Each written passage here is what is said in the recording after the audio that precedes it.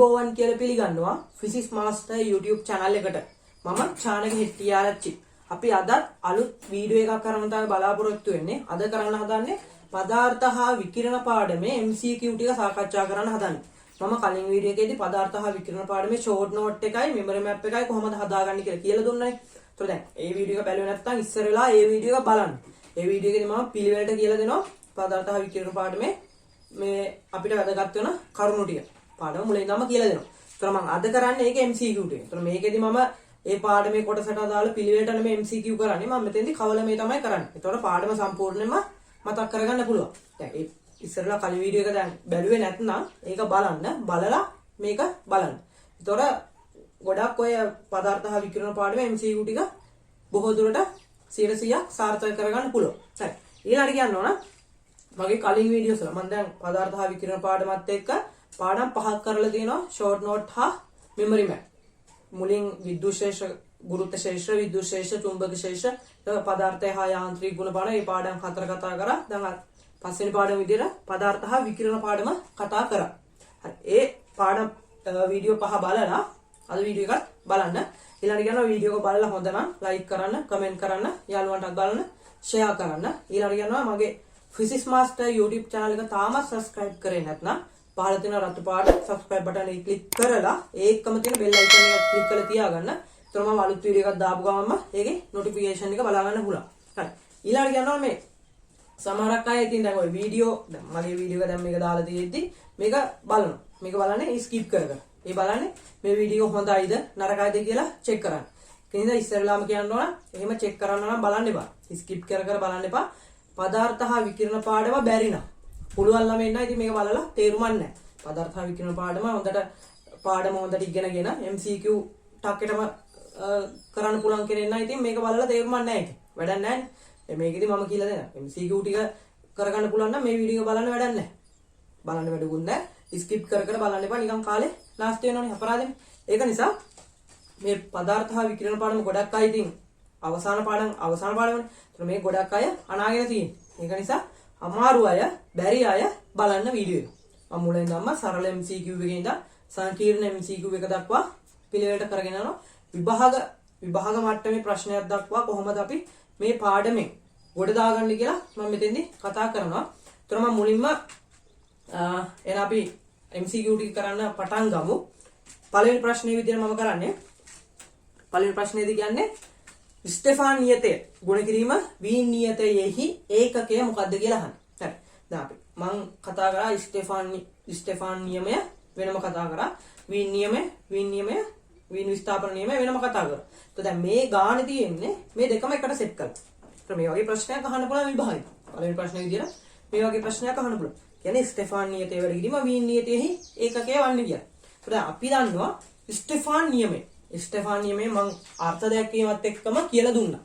ස්ටෙෆාන් නියමය කියන්නේ මොකද්ද? ඒක අපි කොහොමද හරියට නිවැරදිව මතක තියාගන්නේ කොහොමද කියලා මම කියලා දුන්නා.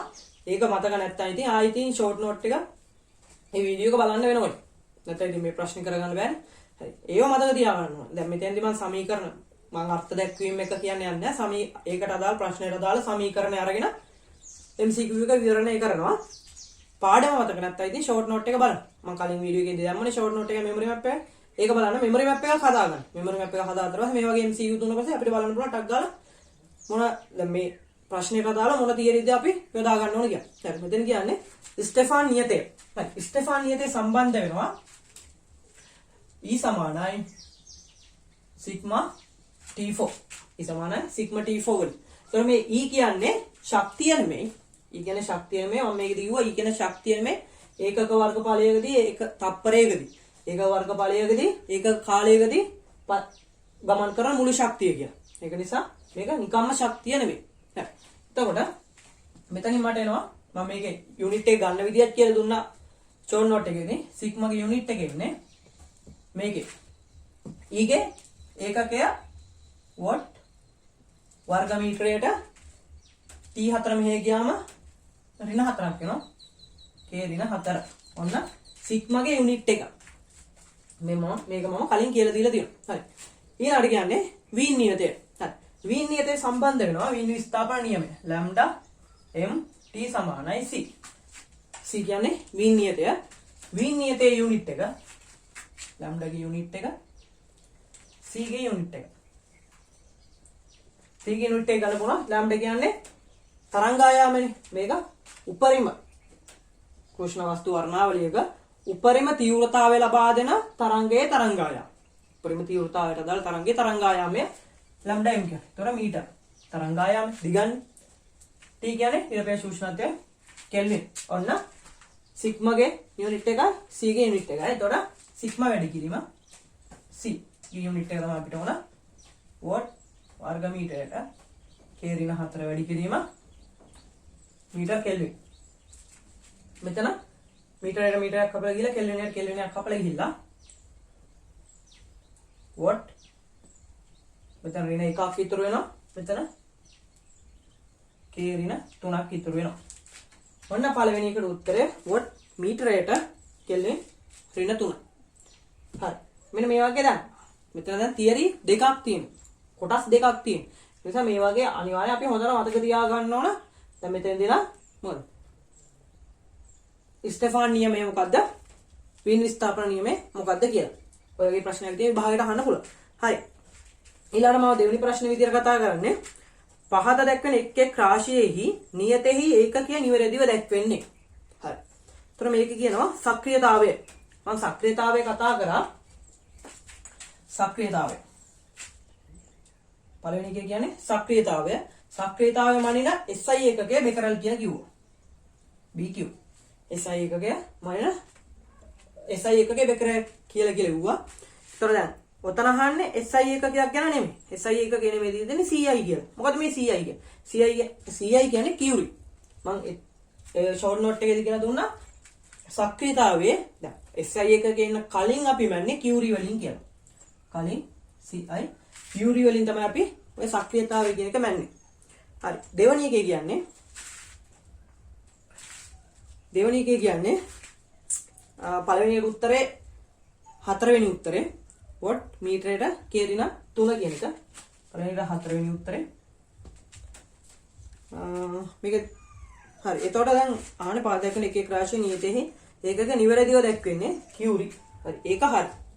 පළවෙනි එක හරි. අපි අනිත් ප්‍රශ්න ගැන පොඩ්ඩක් බලමු. අනිත් උත්තර ගැන. ඊළඟට කියනවා අවශෝෂක මාත්‍රාව SV. මොකද මේ අවශෝෂක මාත්‍රාව SV කියන්නේ? SV කියන්නේ සීවර්ස්. සීවර් මම ෂෝට් නෝට් එකේදී කිව්වා සීවර්ස් කියන්නේ අපි විකිරණයේ සෞඛ්‍ය අවදානම මනින එක. විකිරණයේ සෞඛ්‍ය අවදානම මනින ඒකකය තමයි ඔය සීවර්ස් කියන්නේ. එතකොට අවශෝෂක මාත්‍රාව මනින්නේ ග්‍රේ වලින්. ග්‍රේ වලින් GY. අවශෝෂක මාත්‍රාව ග්‍රේ වලින් මනින. මම ඒක ෂෝට් නෝට් එකේදී පැහැදිලිව කියලා දීලා තියෙනවා. තුන්වෙනි එකේදී කියන්නේ තුන්වෙනි කියන ප්ලාන්ක් නියතය. ප්ලාන්ක් නියතය ජූල් මීටර් කියලා කියනවා. Joule metre. හරි. අපි බලමු ප්ලාන්ක් නියතයේ ඒකකය ගන්න කොහොමද කියලා. අපි දන්නවා E සමානයි HF නේ. E සමානයි HF. මේ සමීකරණය අපි දන්නවනේ. මේක මම කතා කරත් එක්කනේ. හරි. මේකේ H ප්ලාන්ක් නියතයේ ඒකකය ගන්න පුළුවන්. E කියන්නේ ජූල් සංඛ්‍යාතය. F කියන්නේ සංඛ්‍යාතයනේ. සංඛ්‍යාතය කියන්නේ ආවර්ත කාලයේ පරස්පරය. කාලයක පරස්පරය කියන්නේ තප්පරයට. තප්පරයට තමයි F ගේ සංඛ්‍යාතයේ ඒකකය. එතකොට H ගේ ප්ලාන්ක් නියතයේ යුනිට් එක වෙන්නේ ප්ලාන්ක් නියතයේ යුනිට් එක වෙන්නේ E කියන්නේ ජූල් තප්පරයට යට ගියාම උඩට ගියාම තප්පර. ජූල් තප්පර. ඔන්න ප්ලාන්ක් නියතයේ ඒකකය. එතකොට ප්ලාන්ක් නියතයේ ජූල් මීටර් කියලා තියෙන ඒක වැරදි. ප්ලාන්ක් නියතයේ ජූල් තප්පර. හරි. ඊළඟට 4 කියන්නේ කාර්යශිතය. කාර්යශිතය. මොකද මේ කාර්යශිතය කියන්නේ? කාර්යශිතය මම කිව්වේ කාර්යශිතය ෆයි කියලා කිව්වේ ලෝහ පෘෂ්ඨයෙන් ඉලෙක්ට්‍රෝනයක් ගලන දෙන්න ඕන අවම ශක්තිය කියන්නේ. ඒතර කාර්යශිතය කියන්නේ අවම ශක්තියනේ. එහෙනම් මොකද්ද? කාර්යශිතය කියන්නේ මේ ශක්තිය කියන එක. කාර්යශිතය කියන්නේ ශක්තිය. ශක්තිය මම මනින්නේ ශක්තිය කියන එක මම මනින්නේ ජූල් වලින්. ශක්තිය ජූල් වලින් මනින්නේ. ඔතන දීලා තියෙන්නේ වොට් කියලා. දැන් මෙහෙමනේ. Q ගේ මේ 5 ගේ යුනිට් එක ජූල්. හරි මේක දැන් ඔය වෝල්ට් කියලානේ තියෙන්නේ. ඊළාට මම කතා කරා මෙතන ඉලෙක්ට්‍රෝනයක් ගලවන්න අවම ශක්තියනේ. එහෙනම් මේ 5 කියන්නේ කාර්යශිතය මට කියන්න පුළුවන්. කාර්යශිතය කියන එක මට ගන්න පුළුවන් ඉලෙක්ට්‍රෝන වෝල්ට් වලින්. ඉලෙක්ට්‍රෝන වෝල්ට් EV. එතකොට දැන් උතන වෝල්ට් විතරයිනේ තියෙන්නේ. වෝල්ට් නෙමෙයි ඉලෙක්ට්‍රෝන වෝල්ට් වෙන්න ඕන. ඉලෙක්ට්‍රෝන වෝල්ට් වෙන්න ඕන. දැන් මම කතා කරා Kmax සමානයි EVS සමීකරණය. Kmax සමාන EVS සමීකරණය. එතන මේක ආවේ QV ගුණිතයෙන්නේ. අපි දන්නවා විභවාන්තරයක් යටතේ විද්‍යුත් ශේෂ්ත්‍රයක් නිසා කළ කාර්ය ගන්න පුළුවන් QV වලින්. එතන මෙතන EVS නේ. අපි දන්නවා ඉලෙක්ට්‍රෝනයේ ආරෝපණයේ E වෝල්ට් VS කියන්නේ නැවතුම් විභවය. ඒක මනන්නේ වෝල්ට්. ඔන්න ඕක තමයි මෙතන ෆයි එක. ශක්තියේ ෆයි කියන්නේ කාර්යශීලයේ ඉලෙක්ට්‍රෝන වෝල්ට් කියලා එනවා. ජූල් කියලා ගන්න පුළුවන්. එතකොට ඒකත් නෙමෙයි උත්තරේ. 5 ඊළඟ කියන්නේ ඩී බ්‍රොග්ලි තරංගායාමය. නිව්ටන් තප්පරවල. දැන් කොහොම එකක් වෙන්න බෑනේ. ඩී බ්‍රොග්ලි තරංගායාමය. ඉතින් ඔතනම ඒ වචනේම තියෙනවා තරංගායාමයක් කියලා. තරංගායාමයක් කොමෙවනේ දිග මීටර වලින්. ඔන්න. ඔය උත්තර 5ට එන්න ඕන ඒකක ටික. දැන් ඉතින් ඕකේ අහන්නේ නිවැරදිව දැක්වෙන්නේ මොකද්ද කියලා පළවෙනි එක. ඒක දැක්ක ගමන්ම දැන් බෙකරල් හරි දැන් අපි දන්නේ බෙකරල් කියන එක. කියුරි කියන එක දන්නේ නැහැ කියලා හිතමුකෝ. එතන අනිත් ඒවා චෙක් කරාම අනිත් 4 චෙක් කරාම ඒවා වැරදීනේ. ඒවා වැරදි එහෙනම් පළවෙනි එක තමයි උත්තරේ. මේව මතක තියාගන්න ඕනේ. ඒ කියන්නේ සක්‍රීයතාවය කලින් මන්නේ කියුරි වලින්. ඊළඟට අවශෝෂක මාත්‍රාව ග්‍රේ වලින් මනින්නේ සෞඛ්‍ය අවදානම මනින්නේ සීවර්ට්ස් වලින්. ප්ලාන්ක් නියතයේ ජූල් තප්පර ෆයි කාර්යශීලය කියන්නේ ශක්තිය. ඉලෙක්ට්‍රෝන වෝල්ට් වලින් ගන්න පුළුවන්. හරි. ඔය පළවෙනි ප්‍රශ්නේ දෙවෙනි ප්‍රශ්නේ අපි ඉස්සරහට ඉතුරු ප්‍රශ්න ටික කතා කරමු. හරි ඊළඟට තුන්වෙනි ප්‍රශ්නේ ගැන කතා කරමු. තුන්වෙනි ප්‍රශ්නේ කියන්නේ රික්තකයක් තුල v ඒකාකාර වේගයෙන් ගමන් කරන ඉලෙක්ට්‍රෝනයක චාලක ශක්තිය E කියලා දීලා. v වේගයෙන් ගමන් කරන ඉලෙක්ට්‍රෝනයක චාලක ශක්තිය E කියලා දීලා තියෙනවා. ප්ලාන්ක් නියතයේ විට ඉලෙක්ට්‍රෝනය හා බැඳී ඩී බ්‍රොග්ලි තරංගායාමය හොයන්නලු. ඩී බ්‍රොග්ලි තරංගායාමය. හරි. මම ඩී බ්‍රොග්ලි තරංගායාමය ඩී බ්‍රොග්ලි කල්පිතයේදී කියලා දුන්නා. ඩී බ්‍රොග්ලි තරංගායාමය ලැම්ඩා m කියන එක. ලැම්ඩා m කියන එක ගන්න පුළුවන් h p. p කියන්නේ ගම්මිතාවය. ඒතර ගම්මිතාවය මට ලියන්න පුළුවන් h m v වලින්. හරි. ඊළඟට කියනවා ඔය ඩී බ්‍රොග්ලි තරංගායාමයේ සම්බන්ධ වෙන සමීකරණය. එයා මෙතන ප්‍රවේගය v කියලා දීලා තියෙනවා චාලක ශක්තිය e කියලා දීලා. එතකොට මට චාලක ශක්තිය කියන එක ලියන්න පුළුවන් e සමානයි භාගයක් mv වර්ගය. භාගයක් mv වර්ගය. දැන් මේ දෙක සම්බන්ධ කරලා අපිට දැන් මේකේ උත්තරේ ගන්න තමයි දෙන්නේ. මෙතන තියෙනවා මේ mv ගුණිතයක්.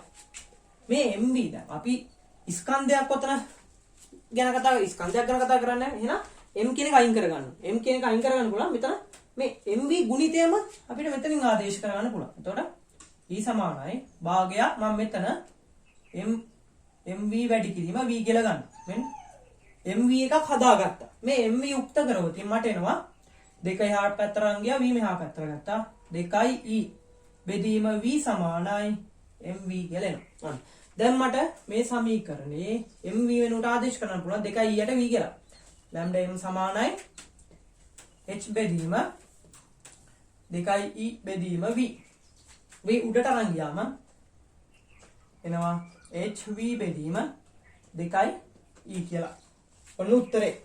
lambda m ඩී බ්‍රොග්ලි තරංගායාමය කියන එක hv බෙදීම 2e වලින් එනවා උත්තරය 3. ඒකේ උත්තරය 3. අපි ඊළඟට හතරවෙනි ප්‍රශ්නය ගැන කතා කරමු. හතරවෙනි ප්‍රශ්නේ කියන්නේ කෘෂ්ණ වස්තුවක උෂ්ණත්වය වැඩි කරන විට. හරි. කෘෂ්ණ වස්තුවක උෂ්ණත්වය වැඩි කරනවායි කියලා කියන්නේ. මම දන්නවා කෘෂ්ණ වස්තු වර්ණාවලිය ගැන කතා කරා. කෘෂ්ණ වස්තු වර්ණාවලියේදී මෙන්න මේ වගේ වැඩක් තමයි උනේ. මෙන්න ලැම්ඩාත් එක්ක මම ඊළැම්ඩාගේ මේ මෙතනට තීව්‍රතාවය. ඒ කියන්නේ වොට් වර්ග මීටර. ඒකක තරංගායාමයකට තීව්‍රතාවය. ඒකක තරංගායාමයකට තීව්‍රතාවය කියන එක තමයි මේ ඊළැම්ඩා කියලා දාන්නේ. එතකොට වොට් වර්ග මීටරයට නැනෝමීටරයට ලැම්ඩා මනින්නේ නැනෝමීටර වලින්. හරි. මේකදී මම ප්‍රස්ථාරගත කරා. මෙන්න මෙහෙම ප්‍රස්ථාරයක් තමයි ආවේ. එතකොට මේකේ උපරිම තීව්‍රතාවයට අදාළ තරංගායාමයට තමයි ලැම්ඩා m කියලා කිව්වේ. ඊළඟට මම මේකේ උෂ්ණත්වය වැඩි කරා. මම මේකේ උෂ්ණත්වය T1 කියලා හිතුවොත් උෂ්ණත්වය වැඩි කරන්නේ උෂ්ණත්වය අඩු කරා. මේ උෂ්ණත්වය වැඩිම අවස්ථාව උෂ්ණත්වය අඩු කරාම මට මෙන්න මේ වගේ ප්‍රස්ථාරයක් තමයි ආවේ. එතකොට මෙන්න මේ ලැම්ඩා m කියන එක මෙහාට. මෙන්න ලැම්ඩා m ගේ ප්‍රස්ථාරය මෙන්න මේ වගේ හැඩය මෙහෙම තමයි මෙහෙම අඩු වෙලා යන්නේ. මේ T1 උෂ්ණත්වය මේක T2 උෂ්ණත්වය මේක T3 උෂ්ණත්වය කියලා ගත්තා. මෙහාට යනකොට උෂ්ණත්වය අඩු වෙනවා. වැඩිම උෂ්ණත්වය තියෙන්නේ මේ උපරිම තීව්‍රතාවය. උපරිම තීව්‍රතාවයට අදාළ ප්‍රස්ථාරයට T1 T2 T3 ඔන්න. ඒතර මෙයා මේකේ කියන්නේ කෘෂ්ණ වස්තුවක උෂ්ණත්වය වැඩි කරන විට. ඒතර මෙහෙන් මෙහාට යන්නේ. මෙන්න අඩු උෂ්ණත්වය මෙන්න වැඩි. මෙහාට යන්නේ. උෂ්ණත්වය වැඩි කරන විට තීව්‍රතා ව්‍යාප්තිය උපරිම තරංගායාමයේ අඩු වේ.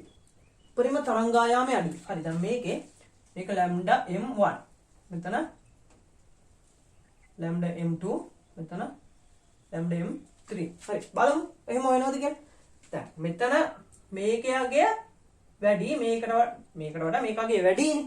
එතකොට උෂ්ණත්වය අඩුයි. මම මේකට ගන්න lambda m1 lambda m1 lambda m2 lambda m3.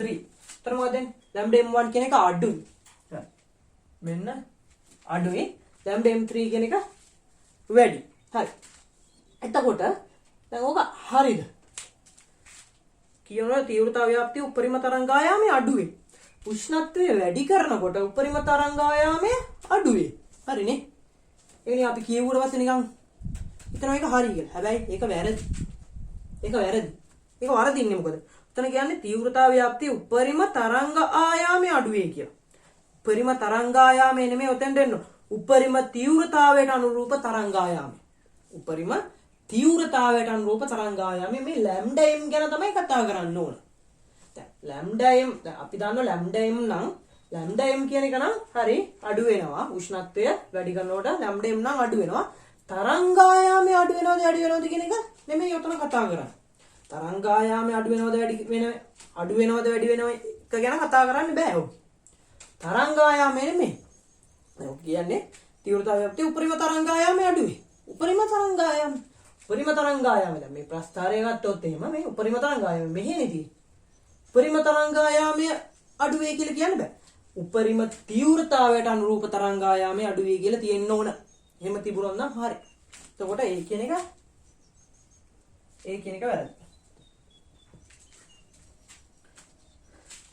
එක වැරදි. තීව්‍රතා ව්‍යාප්තියේ උපරිම තීව්‍රතාවයට අනුරූප තරංගායාමය අඩු වේ කියලා තිබුණා නම් හරි.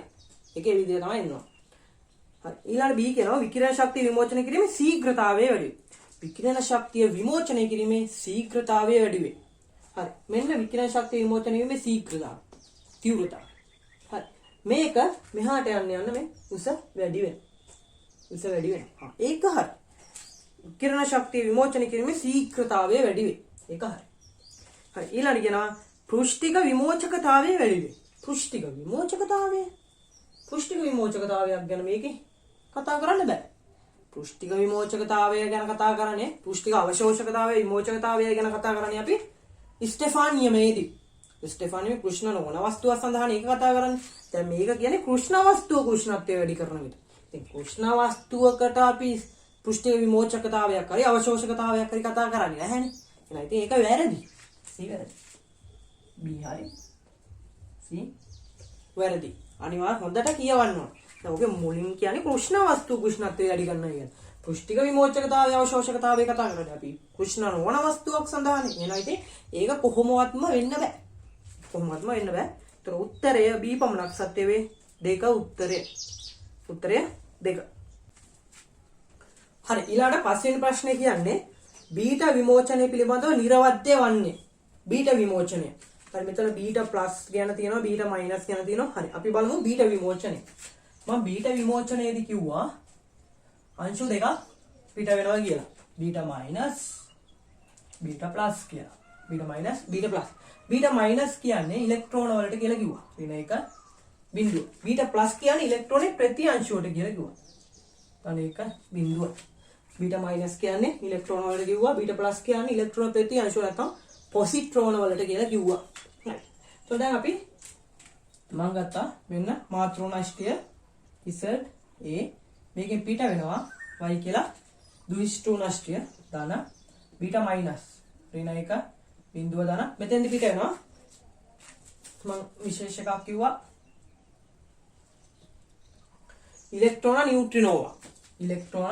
නියුට්‍රිනෝවා පිට වෙනවා මෙතන උඩ ටිකක් ගිහුවොත් ප්‍රති ඉලෙක්ට්‍රෝන නියුට්‍රිනෝවාක් වෙනවා දාන ශක්තිය ශක්තිය තොර Z ඍණ සමීකරණ තුලද කරාම මෙතන ඍණ එකක් තියෙනවා එහෙනම් මේ පැත්තට Z දාන එකක් වෙනවා උඩ බිඳුවයි එහෙනම් මෙතන A වෙන්න ඕන හරි එතකොට බීටා ප්ලස් පිට වීමකදී මාත්‍රාංශය Z A වෙන y දාන බීටා දාන 1 බිඳුව දාන අනේ ඉලෙක්ට්‍රෝන නියුට්‍රෝන බීටා මයිනස් වලදී පිට වෙන්නේ ප්‍රති ඉලෙක්ට්‍රෝන නියුට්‍රිනෝවක් බීටා ප්ලස් වලදී පිට වෙන්නේ ඉලෙක්ට්‍රෝන නියුට්‍රිනෝවක් ඒක ගොඩක් වැදගත් දෙයක් ඒක මතක තියාගෙන ගොඩක් ළමයි මේක සම්බන්ධයෙන් දන්නේ නැහැ නිකන් සමීකරණ තුලිත කරන්න විතරයි ගොඩක් අය දන්නේ මේක ගැන වැඩි දන්නේ නැහැ ඒ නිසා මේකත් හොඳට ඉගෙන ගන්න හරි එතකොට මේකේ සමීකරණ තුලිත කරාම දාන එකක් තියෙනවා Z ඍණ 1 උඩ බිඳුවයි A කියලා අන්න මම මේක ෂෝට් නෝට් එකේදී පැහැදිලිව කතා කරා. ඒතර මේක දැන් මතක නැත්නම් ෂෝට් නෝට් එක බලන්න තමයි වෙන්නේ ඉතින් ආයි. ඒකින්ද ෂෝට් නෝට් එක බලලා හොඳට නෝට් එකක් හදාගෙන මේක ප්‍රශ්න ටිකක් කරන්න. හරි. එතකොට හරි මෙන්න සමීකරණ දෙක අපි දැන් බලමු. පළවෙනි එක කියනවා බීටා ප්ලස් අංශය අනු ප්‍රෝටෝන වේ. බීටා ප්ලස් කියන්නේ ප්‍රෝටෝන නෑ ඉලෙක්ට්‍රෝන ප්‍රති අංශය. පොසිට්‍රෝන. බීටා ප්ලස් කියන්නේ පොසිට්‍රෝන වලට प्रोटोन නෙවෙයි පොසිට්‍රෝන ඒක වැරදි බීටා මයිනස් අංශය අනු විකිරණශීලී පරමාණු වල අභ්‍යන්තර කවචවල සිට පැමිණෙන අධිවේගී ඉලෙක්ට්‍රෝන වේ. ඕ ඒක නම් මම දන්නේ නෑනේ. ඒක ගැන මට කිසි අදහසක් නෑ. හරි මම ඒක පොඩ්ඩක් තියන්න ඇරලා මේක අපි MCQ එකක් කරද්දී සමහරක් ඒවා තියෙනවා අපිට අපි අහලවත් නැති ඒවා තමයි සමහරක් ඒවා තියෙනවා. අහලවත් නැති ඒවා අහනවා. අපේ දැන් ඒක හින්දා MCQ එක වර්ධින්නේ නැති වෙන්න පුළුවන්. අපි පොඩ්ඩක් ඒක පැත්තකින් තියලා අනිත් තුනක් ගැන පොඩ්ඩක් බලමුකෝ. ඒක ගැන මම පස්සේදී කියලා දෙන්නම්. තුන්වෙනි එක බලමු. බීටා ප්ලස් විමෝචනයේදී මූලාශ්‍ර ස්කන්ධ ක්‍රමාංකය අඩුයි. බීටා ප්ලස් විමෝචනයේදී ස්කන්ධ ක්‍රමාංකය අඩුයි. නේ? බීටා මයිනස් වලදී බීටා ප්ලස් වලදී ස්කන්ධ ක්‍රමාංකයේ වෙනසක් සිදු වෙන්නේ නැහැ. ඒමයි. ස්කන්ධ ක්‍රමාංකයේ වෙනසක් වෙන්නේ නැහැ. පරමාණු ක්‍රමාංකය තමයි මෙතන එකක් වැඩි වෙනවා මෙතන එකක් අඩු වෙනවා. පරමාණු ක්‍රමාංකය නම් අඩු වෙනවා. ස්කන්ධ ක්‍රමාංකය වෙනස් වෙන්නේ නැහැ. ඒක වැරදි. බීටා මයිනස් විමෝචනයේදී මූලද්‍රව්‍ය ස්කන්ධ ක්‍රමාංකය අඩු වේ. බීටා මයිනස් විමෝචනයේදී ස්කන්ධ ක්‍රමාංකය ඒකත් කියන්නේ බීටා මයිනස් විමෝචනයේදී මූලද්‍රව්‍ය ස්කන්ධ ක්‍රමාංකය වෙනස් වෙන්නේ නැහැ. පරමාණු ක්‍රමාංකය තමයි වැඩි වෙන්නේ. ස්කන්ධ ක්‍රමාංකය වෙනස් වෙන්නේ නැහැ. හරි. පස්වෙනි කියනවා බීටා මයිනස් විමෝචනයේදී ප්‍රති ඉලෙක්ට්‍රෝන නියුට්‍රිනෝ නිපද වේ. බීටා මයිනස් විමෝචනයේදී ප්‍රති ඉලෙක්ට්‍රෝන නියුට්‍රිනෝ නිපද වේ. ඒක හරි. පහ හරි. ඒතර කියන්නේ බීටා මයිනස් විමෝචනයේදී ප්‍රති ඉලෙක්ට්‍රෝන නියුට්‍රිනෝවා නිපද වේ කියන එක. ඒක හරි. එහෙනම් ඉතින් පහ හරිනේ. එහෙනම් ඉතින් දෙක බලන්න ඕනද? දෙක ඕනේ නැහැ. දෙක අදාළ නැහැ. ඒක අහුවෙන. අහුවත් එකයි නැතත් එකයි. ඒක අවශ්‍ය නැහැ. හරි. අපි ඒක ගැන පොඩ්ඩක් කතා කරමු. ඒතොර දෙකේ කියන්නේ බීටා මයිනස් අංශවල විකිරණශීලී පරමාණු වල අභ්‍යන්තර කවචවල සිට පැමිණෙන අධිවේගී ඉලෙක්ට්‍රෝන වේ. හරි. දැන් ඕක අභ්‍යන්තර කවචවල සිට පැමිණෙන අධිවේගී ඉලෙක්ට්‍රෝන වේ කියලා කියන්නේ. අධිවේගී ඉලෙක්ට්‍රෝන වේ කියන්නේ. හැබැයි ඔය බීටා මයිනස් කියන්නේ බීටා මයිනස් හැදි වෙන්නේ ඒ කියන්නේ පොසිට්‍රෝන කියන්නේ. බීටා මයිනස් කියන්නේ බීටා මයිනස් අභ්‍යන්තර කවචවල සිට පැමිණෙන ඉලෙක්ට්‍රෝන නෙමෙයි. මේක නෂ්ටියේ සිට පැමිණෙන්න ඕන. බීටා මයිනස් ඇති වෙන්නේ නෂ්ටියේ සිට. නෂ්ටියේ සිට පැමිණෙන අධිවේගී ඉලෙක්ට්‍රෝන කියලා තිබුණා නම් හරි. කවචවල සිට පැමිණෙන අධිවේගී ඉලෙක්ට්‍රෝන කියලා ඒක වැරදි. නෂ්ටියේ සිට තමයි පැමිණෙන්න ඕන. මේක බීටා මයිනස් කියන්නේ නෂ්ටියේ ඉඳන් එනවා. නෂ්ටියේ සිට පැමිණෙන අධිවේගී ඉලෙක්ට්‍රෝන කියලා තිබුණා. හරි. කවචවල කියන හින්දා තමයි වැරදි.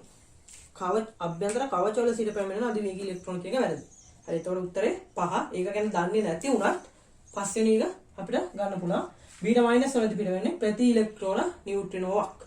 හරි. ඊළඟට 6 වෙනි ප්‍රශ්නය ගැන කතා කරමු. 6 වෙනි ප්‍රශ්නේ කියන්නේ නිශ්චලව පවතින A සහ B ඉලෙක්ට්‍රෝන දෙක පිළිවෙලින් V සහ 9යි V විභව අන්තර දෙකක් යටතේ ත්වරණය කරනු ලැබේ. V 9යි V. හරි. ඊළඟට කියනවා ඉන් අනතුරුව ඒවායේ D ප්‍රෝග්ලි තරංග ආයාමයන් λ A සහ λ B නම් ලැම්ඩා A බෙදීම ලැම්ඩා B අනුපාතය හොයන්නලු. ලැම්ඩා a බෙදීම ලැම්ඩා b තමයි හොයන්නේ. මට හොයන්න තියෙන්නේ ලැම්ඩා a බෙදීම ලැම්ඩා b. මම ඩී බ්‍රොග්ලි තරංගායාම ඩී බ්‍රොග්ලි කල්පිතයේදී කතා කරා ඩී බ්‍රොග්ලි තරංගායාමය ලැම්ඩා m කියන එක ගන්න පුළුවන් h p වලින්. එතන p කියන්නේ මොකද්ද? p කියන්නේ ගම්මිතාවය. හරි. ගම්මිතාවය p නම් ඔකේ කියනවා දෙක පිළිවෙලෙන් v සහ 9v විභවාන්තර දෙකක් යටතේ ත්වරණය කරනු ලැබේ කියලා. හරි. එතන විභවාන්තරය අපි දන්න ශක්තිය චාලක ශක්තිය. දැන් මෙතන ගම්මිතාවේ p. දැන් මේ දෙක අපිට සම්බන්ධ කරගන්න විදියක් කල්පනා කරන්න ඕන. මෙතන තියෙන මේ ගම්මිතාවයක් ගැන. ගම්මිතාවය අපිට කතා කරන්න පුළුවන් ශක්තියේ. ශක්තිය චාලක ශක්තිය කතා කරොත් ගම්මිතාවයයි චාලක ශක්තිය අපිට එකට සම්බන්ධ කරගන්නේ. ක්‍රම චාලක ශක්තිය ගත්තොත් එහෙම චාලක ශක්තිය E කියන්නේ භාගයක් mv වර්ගය. ඒතර මෙතන මම ගම්මිතාවය සෙට් කරොත් E සමානයි භාගයක් mv මම මෙතන m ගෙන් වැඩි කරලා mv බෙදීම m මෙන්න මේ වගේ එකක් හදාගත්තා. ඒතර මට මේකේ m ට m කපල ගියාම E සමානයි භාගයක් mv වර්ගය කියලා එනවා. මේ මං කරේ m එකකින් ගුණ කරලා m එකකින් බෙදුවා. ඒතර මට මේක ලියා ගන්න පුළුවන්. අපි දන්නවා mv ගුණිතය කියන්නේ p ට ගම්මිතාවය p වර්ගය බෙදීම 2m. ඒ කියන්නේ m කියන්නේ ස්කන්ධයනේ. ඒක ප්‍රශ්නයක් නෑ. ඉලෙක්ට්‍රෝන දෙකන්නේ ස්කන්ධය නියතයි. මට E කියන එක සමානුපාතික කරන්න පුළුවන් ගම්මිතාවයේ වර්ගයට. ශක්තිය කියන එක සමානුපාතික කරන්න පුළුවන් ගම්මිතාවයේ වර්ගයට. ශක්තිය සමානුපාතිකයි ගම්මිතාවයේ වර්ගය. එතකොට ශක්තිය. හරි. ශක්තිය කියන එක දීලා නැහැ. හැබැයි උතන දීලා තියෙනවා විභවාන්තරය. විභවාන්තරය අපි දන්නවා ශක්තිය විභවාන්තරය සම්බන්ධ වෙනවා E සමානයි QV වලින්. E සමානයි QV. විභවාන්තරයක් යටතේ ඉලෙක්ට්‍රෝනයක් ගමන් කරන ශක්තිය. ඒවා කාර්ය ගන්න පුළුවන් QV වලින්. QV ඒක EV Q ආරෝපණය EV. එතකොට පළවෙනි එකේ විභවාන්තරය V. ඒ වල විභවාන්තරය V. එතකොට මට ආරෝපණය EV සමානුපාතිකයි PA ගේ වර්ගය. ඔන්න පළවෙනි එක. ඊළඟට දෙවෙනි එක E වරක් 9V සමානුපාතිකයි PB ගේ වර්ගය. ඔන්න.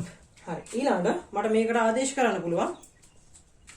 මම මෙතෙන්දී මට ඕන ලැම්ඩා a බෙදීම ලැම්ඩා b.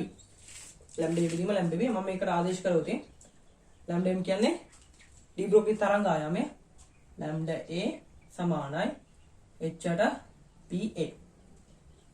ඔන්න මේක 3 කියලා ගමු. ලැම්ඩා b සමානයි h ට pb. ඒක 4 කියලා ගමුකෝ. එතකොට මට ලැම්ඩා a ලැම්ඩා b ඕන 3 4ෙන් බෙදුණා හරිනේ. 3 බෙදීම 4ෙන් මට එනවා ලැම්ඩා a බෙදීම ලැම්ඩා b සමානයි මේක මේකෙන් බෙදනකොට මේක 3ෙන් 4ෙන් බෙදනකොට pb උඩට යනවා pa යට යනවා pb බෙදීම pa අන්න ලැම්ඩා a ට ලැම්ඩා b අනුපාතය කියන්නේ pb ට pa අනුපාතය. මෙන්න මේක හොයාගත්තා නම් හරි. මේක හොයාගත්තා නම් හරි. ඒක හොයාගන්න පුළුවන් මට මෙතනින් pb ට pa නේ. මම මෙතන දෙක බෙදනවා එකෙන් දෙක එකෙන් බෙදනවා. එතකොට EV ට EV කපල ගිහලා උඩ 9 ඉතුරු වෙනවා. සමානයි PB ගේ වර්ගය බෙදීම PA ගේ වර්ගය. මට ඕන PB ට PA PB බෙදීම PA කියන. මම දෙපැත්තම වර්ගමූලය ගන්න. 9 වර්ගමූලය 3යි සමානයි PB බෙදීම PA. PA බෙදීම PB කියන්නේ ලැම්ඩා A බෙදීම ලැම්ඩා B. ලැම්ඩා A බෙදීම ලැම්ඩා B ඔන්න උත්තරේ. ලැම්ඩා A ට ලැම්ඩා B සමානයි 3යි. ලැම්ඩා A බෙදීම ලැම්ඩා B අනුපාතය සමානයි 3යි. උත්තරය 4. හතරවෙනි උත්තරේ තමයි ගන්න පුළුවන්. එතෙන්දි මෙහෙමයි. දැන් මේ වගේ ගාණක් දුන්නොත් එහෙම නිශ්චල උපාදාන AB ඉලෙක්ට්‍රෝනයක් පිළිවෙල V දෙකක් කරේ ත්වරණය කරු ලැබෙයි කියලා කියනවා. එතකොට අනිවාර්යෙන් D බ්ලොක්ගේ තරංගායාමයේ හොයන්න තියෙනවා නම් මේ සමීකරණය ඕන. මේ සමීකරණය ඕන අපිට. D බ්ලොක්ගේ තරංගායාමයේ අනුපාතය නහන් එහෙනම් මේ සමීකරණය අනිවාර්යෙන් ඕනේ. එතකොට මෙතන ගම්මිතාවය තියෙනවා. ගම්මිතාවය අපිට ශක්තියෙන් සමාන සම්බන්ධ කරගන්න පුළුවන්. මේ ගම්මිතාවය කියන්නේ ශක්තිය සමානුපාතික වෙනවා ගම්මිතාවයේ වර්ගයට. මේ ශක්තිය කියන්නේ මොකක්ද? දැන් නිශ්චලව පවතින ඉලෙක්ට්‍රෝනයක් එන නිශ්චලව පවතින ඉලෙක්ට්‍රෝනයක් v විභවාන්තරයක් යටතේ ත්වරණය කරාම v විභවාන්තරයක් යටතේ ත්වරණය කරාම ලැබෙන ප්‍රවේගය සිම්පල් v නම් විභවාන්තරය කැපිටල් v නම් කැපිටල් v. ତර මේ අතර මේ ඉලෙක්ට්‍රෝනය මෙතන චාලක ශක්ති හානිය r අවසාන චාලක ශක්තිය ආරම්භ චාලක ශක්තිය අඩු කරන චාලක ශක්ති හානිය මට එන්නේ භාගයක් m v වර්ගය කිය. භාගයක් m v වර්ගය කියලා තමයි චාලක ශක්ති හානිය එන්නේ. ඒතකොට ඒක සමාන කරන්න පුළුවන් විභවාන්තරය නිසා හානි වෙච්ච විභවාන්තරය නිසානේ මේ චාලක ශක්තිය වැඩි වීමක් තියෙන්නේ. චාලක ශක්ති හානිය නෙමෙයි චාලක ශක්තිය වැඩි වීම. මෙතන ඉඳන් මෙතෙන්ට යනවා චාලක ශක්තිය වැඩි වීම මට ගන්න පුළුවන් මේ විභවාන්තරය නිසා කළ කාර්යයට. විභවාන්තරය මගින් කළ කාර්යය ඒක මට ලියන්න පුළුවන් q v වලින්. මේ චාලක ශක්ති වැඩි වීම. උතර චාලක ශක්ති හානිය නෙමෙයි චාලක ශක්තිය වැඩි වීම. චාලක ශක්තිය වැඩි වීම සමාන කරන්න පුළුවන් විභවාන්තරය නිසා විභවාන්තරය නිසා කළ කාර්යය. විභවය මගින් කළ කාර්යයට. උතර භාගයක් m v වර්ගය සමාන q v. මේ චාලක ශක්තිය e කියන එක. e කියන එක මට ලියන්න පුළුවන් q v වලින්. ඒතර ඉලෙක්ට්‍රෝනයේ ආරෝපණය e නිසා e කියන ආරෝපණය සිම්පල් එකට සමානයි. ev මෙතන ev කියලා ගන්න පුළුවන්. මෙතන e වර 9ev කියලා ගන්න පුළුවන්. ඔන්න සමීකරණ දෙක විසඳුවට පස්සේ මේ දෙකේ අනුපාතයෙන් එනවා 3i කියන එක. හරි ඊළඟ 7 වෙනි ප්‍රශ්නේ කියන්නේ අණුක දෝලකයක් පිළිබඳව ප්ලාන්ක් සිදු කළ කල්පිතවලට නොගැලපෙන්නේ. ප්ලාන්ක් කල්පිතය. ප්ලාන්ක් කල්පිතය ගැන මම ෂෝට් නෝට් එකේදී කියලා දුන්නා. උපකල්පන දෙකක් යටතේ තමයි මේක කතා කරේ. ඒතර මේ ප්ලාන්ක් කල්පිතයේදී මේ කෘෂ්ණ වස්තුවක වර්ණාවලිය ගැන නිවැරදි පැහැදිලි කිරීමක් කරන්න තමයි මේ ප්ලාන්ක් කියන කල්පිතය ඉදිරිපත් කරේ.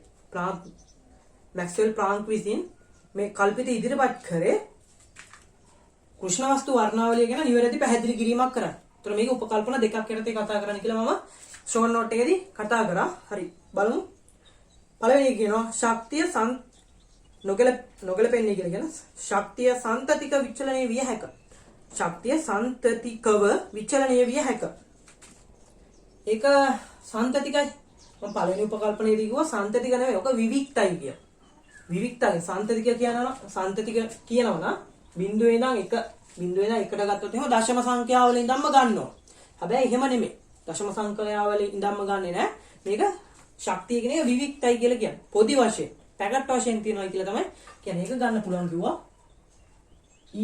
En එන්නවල ශක්තිය මට්ටමේ ශක්තිය ගන්න පුළුවන් NHF වලින්. NHF වලින් n කියන්නේ ක්වොන්ටම් අංකය, h කියන්නේ ප්ලාන්ක් නියතය, f කියන්නේ සංඛ්‍යාතය. හරි. එතකොට ශක්තිය සන්තතිකව විචලනය වේ හැක. ඒක වැරදි. විවික්ත ශක්තිය විවික්තයි කියලා කියන්නේ. විවික්තව තමයි ඒක විවික්තව විචලනය වේ හැක කියලා තිබුණා. හරි. එන උත්තරය අනිත් ඒවා බලන්න ඕනේ නැහැ.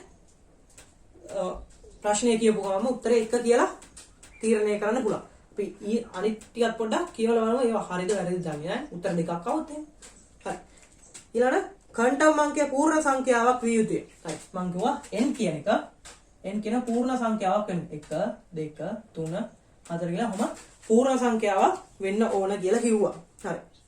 ඊළඟ කියන්නේ ශක්තිය අවශෝෂණය කරමින් පහළ ශක්ති මට්ටමක සිට ඉහළ ශක්ති මට්ටමකට ගමන් කරනවා. හරි මම දෙවෙනි එකේදී කිව්වා මේක පළවෙනි එකේදී කිව්වා මේක දෙවෙනි එකේදී. දෙවෙනි එකේදී කිව්වේ ශක්ති මට්ටම් අතර ගමන් කරනකොට පහළ ඉඳන් ඉහළට යනකොට පහළ සිට ඉහළට යනකොට අවශෝෂණය කරනවා කියලා කිව්වා. ඉහළ සිට පහළට එනකොට විමෝචනය කරනවා කියලා කිව්වා. පහළ ඉඳන් ඉහළට යනකොට අවශෝෂණය කරනවා කිව්වා. ඉහළ සිට පහළට එනකොට විමෝචනය කරනවා කියලා කිව්වා. එතකොට ශක්තිය අවශෝෂණය කරමින් පහළ ශක්ති මට්ටම සිට ඉහළ ශක්ති මට්ටමට ගමන් කරනවා. පහළ ඉඳන් ඉහළට ගමන් කරනකොට අවශෝෂණය කරනවා. හතරවෙනි කියන්නේ ශක්තිය විමෝචනය කරමින් ඉහළ ශක්ති මට්ටම සිට පහළ ශක්ති මට්ටමකට ගමන් කරනවා. ඉහළ ඉඳන් පහළට එන ශක්තිය විමෝචනය කරනවා කියලා කිව්වා. එතකොට 2 3 4 හරි. පස්වෙනි කියන්නේ සංඛ්‍යාත F වන අණුක දෝලකයේ ශක්තිය HF ගුණාකාර වලින් පිහිටයි. හරිද? සංඛ්‍යාත F වන අණුක දෝලකයක ශක්තිය HF ගුණාකාර වලින් යුක්තයි. හරි. හරිද? මේ HF ගේ ගුණාකාර මේ n තමයි වෙනස් වෙන්නේ.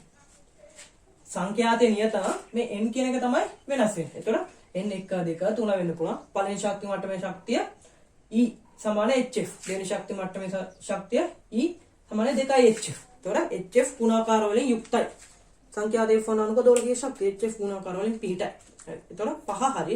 උත්තරය 1 කියලා තීරණය කරන්න පුළුවන්. ප්‍රශ්නය කියවපු ගමන්ම ඒක හොඳට මතක නැහැ. මේ උපකල්පන දෙක මතක නම් ඔකේ පළවෙනි එක කියලා කෙලින්ම වැඩි වෙලාවක් යන්නේ නැහැ. උත්තරේ නිකම්ම තීරණය කරන්න පුළුවන්. ශක්තිය සාන්තතික නෙවෙයි විවික්තයි කියන එක. හරි. ඊළඟට අපි 8 වෙනි ප්‍රශ්නය ගැන කතා කරමු. 8 වෙනි ප්‍රශ්නය කියන්නේ වස්තුවක වේගය v සමග එහි d බ්‍රොග්ලි තරංග ආයාමයේ ලැම්ඩා විචලනය වන ආකාරය හොඳින්ම දැක්වෙන්නේ. හරි. වස්තුවක වේගය v d බ්‍රොග්ලි තරංග ආයාම. හරි. මම කිව්වා d බ්‍රොග්ලි කල්පිතයේදී d බ්‍රොග්ලි තරංග ආයාමයේ ලැම්ඩා m කියන එක ගන්න පුළුවන්. ලැම්ඩා m සමානයි h8p වලින්. h8p වලින්. p කියන්නේ ගම්මිතාවය. දැන් මම කලින් ගණනුත් හදුවනේ. එතන ප්‍රස්ථාරයක් ගැන අහන්න. එතකොට මෙතන වේගයක් ගැන අහන්න. p කියන්නේ ගම්මිතාවය මට ලියන්න පුළුවන්. lambda m සමානයි h8 mv කියලා. h කියන්නේ ප්ලාන්ක් නියතය. ඒක නියතයි. m කියන්නේ ස්කන්ධය. හරි ඒක නියතයි. lambda m සමානුපාතික යනවා එකයට v වලට. එතකොට අහන්නේ v ට එදිරිව f අතර v ට එදිරිව lambda අතර ප්‍රස්ථාරය. v ට එදිරිව lambda අතර ප්‍රස්ථාරය මේක ඍජු කෝණාශ්‍රක බහුවලය. ප්‍රතිලෝම සම්බන්ධයන්නේ තියෙන්නේ. lambda m සමානුපාතය 1ට v. එතන මෙන්න මේ වගේ ප්‍රස්ථාරයක් තමයි උත්තරේ එන්න ඕන. උත්තරය 4. එක ලේසියෙන්ම ගන්න පුළුවන් මේ डी ब्रोग्ली කල්පිතයේ සමීකරණ डी ब्रोग्ली තරංග ආයාමය වෙන සමීකරණය මතක නම්. හරි. 9 වෙනි ප්‍රශ්නේ කියන්නේ x 92 238 මූලද්‍රව්‍යයෙන් ඇල්ෆා විමෝචනයක් සහ බීටා මයිනස් විමෝචනයක් සිදුවීමෙන් සෑදෙන දුහිෂ්ඨ මූලද්‍රව්‍යයේ නෂ්ටයක අඩංගු ප්‍රෝටෝන ගණන සහ නියුට්‍රෝන ගණන පිළිවෙලි. ඒතර ප්‍රෝටෝන ගණනයි නියුට්‍රෝන ගණන තමයි අහන්නේ. දීලා තියෙනවා x 92 238 කියලා. x 92 238 මේකෙන් පිට වෙනවලු y කියන එක දුහිෂ්ඨ නෂ්ටයේ y කියලා ගමු. පිට වෙනවලු ඇල්ෆා විමෝචනයක් සහ බීටා මයිනස් විමෝචනයක්. හරි. ඇල්ෆා කියන්නේ හීලියම් නෂ්ට කියලා කිව්වා. ඇල්ෆා 2 4 ධන බීටා මයිනස්. බීටා මයිනස් කියන්නේ ඍණ එක බිඳුව ඉලෙක්ට්‍රෝන කියලා කතා කරා. එතකොට ඇල්ෆා අංශුයි බීටා අංශුයි තමයි පිට වෙන්නේ. හරි. ඊළඟට මෙතන සමීකරණය තුලිත කරවොත් මෙතන 92යි මේ පැත්තේ 2යි ඍණ 1යි 1යි. මේ පැත්තේ මේ දෙකේ සම්ප්‍රයුක්තය 1යි කියලා එන්නේ. පරමාණු ක්‍රමක එකක් එනවා. එතකොට මෙතෙන්ට 92ක් වෙනවා. මෙතන 91 වෙන්න ඕන. මෙතන 91යි. මෙතන උඩ 4.4ක් මේ පැත්තේ තියෙනවා. එතකොට මේ පැත්තේ 238යි. මෙතන 234ක් වෙන්න ඕන. හරි. එතකොට 234යි 0යි 238 එනවා. 91යි 93යි එකක් අඩු කරාම 92යි කියලා මේ පැත්තේ. හරි මෙන්න තුලිත සමීකරණය. හරි බලමු අපි. ඊළඟ කියන්නේ සිදුවීමෙන් සෑදෙන දුහිෂ්ඨ මූලද්‍රව්‍ය නෂ්ටියක අඩංගු ප්‍රෝටෝන ගණන සහ නියුට්‍රෝන ගණන. ප්‍රෝටෝන ගණන කියලා කිව්වේ පරමාණු ක්‍රමාංකයට. පරමාණු ක්‍රමාංකය තමයි ප්‍රෝටෝන ගණන කිව්වේ. ප්‍රෝටෝන ගණන 91යි. ඊළඟ නියුට්‍රෝන ගණන. නියුට්‍රෝන ගණන මෙතන මේක දිහා බලපු ගමන් අපිට නියුට්‍රෝන ගණන ගන්න බෑ. හැබැයි මෙතන ස්කන්ධ ක්‍රමාංකය කියන්නේ. ස්කන්ධ ක්‍රමාංකය කියලා කියන්නේ ප්‍රෝටෝන ගණනේ නියුට්‍රෝන ගණනේ එකතුව. ප්‍රෝටෝන ගණනේ නියුට්‍රෝන ගණනේ එකතුව. ඒක ස්කන්ධ ක්‍රමාංකය අපි දන්නවා 234යි කියලා. ස්කන්ධ ක්‍රමාංකය අපි දන්නවා 234යි කියලා. ප්‍රෝටෝන ගණන දන්නවා 91 ධන n සමානයි 234. එතකොට එන්නවා 234න් 91ක් අඩු කරන්න තියෙනවා. 234න් 91ක් අඩු කරාම එනවා 143යි කියලා. ඔන්න. එතකොට ප්‍රෝටෝන ගණන 91යි නියුට්‍රෝන ගණන 143යි. 91 සහ 143 උත්තරේ 5. මේ වගේ එකක් අපිට ලේසියෙන්ම ගන්න පුළුවන්. කරන්න තියෙන්නේ සමීකරණය තුලිත කරගන්න එක විතරයි. මේවා අනිවාර්යෙන් මේ වගේ MCQ වලදී විභාගෙදී අහනවා. ඒ නිසා මේක අපිට ලේසියෙන්ම උඩ දාගන්න පුළුවන් MCQ එකක්. හරි. ඊළඟට 10 වෙනි ප්‍රශ්නේ කතා කරමු. 10 වෙනි ප්‍රශ්නේ කියන්නේ විකිරණශීලී ක්ෂය වීමක් පහත සමීකරණයෙන් දැක්වේලු. විකිරණශීලී ක්ෂය වීමක් දීලා තියෙනවා. x za ක්ෂය වෙනවා y q p ධන beta plus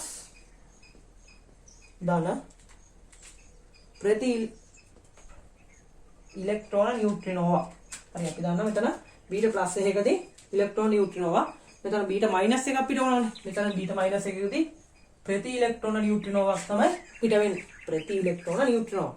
ඒක හොඳට මතක තියාගන්න. බීටා මයිනස් වලදී ප්‍රති ඉලෙක්ට්‍රෝන නියුට්‍රිනෝවා. බීටා ප්ලස් වලදී ඉලෙක්ට්‍රෝන නියුට්‍රිනෝවා කියන එක. හරි ඊට පස්සේ කියන්නේ මෙහි p සහ q පිළිවෙලින්. හරි අපි දන්නවා. මෙතන බීටා ප්ලස් කියන්නේ ධන එක බිඳුව කියන. ඒතර ධන එක බිඳුව නම් මෙතෙන්ට දැන් මේ පැත්ත z නම් z වෙන්න ඕනේ මේ පැත්ත.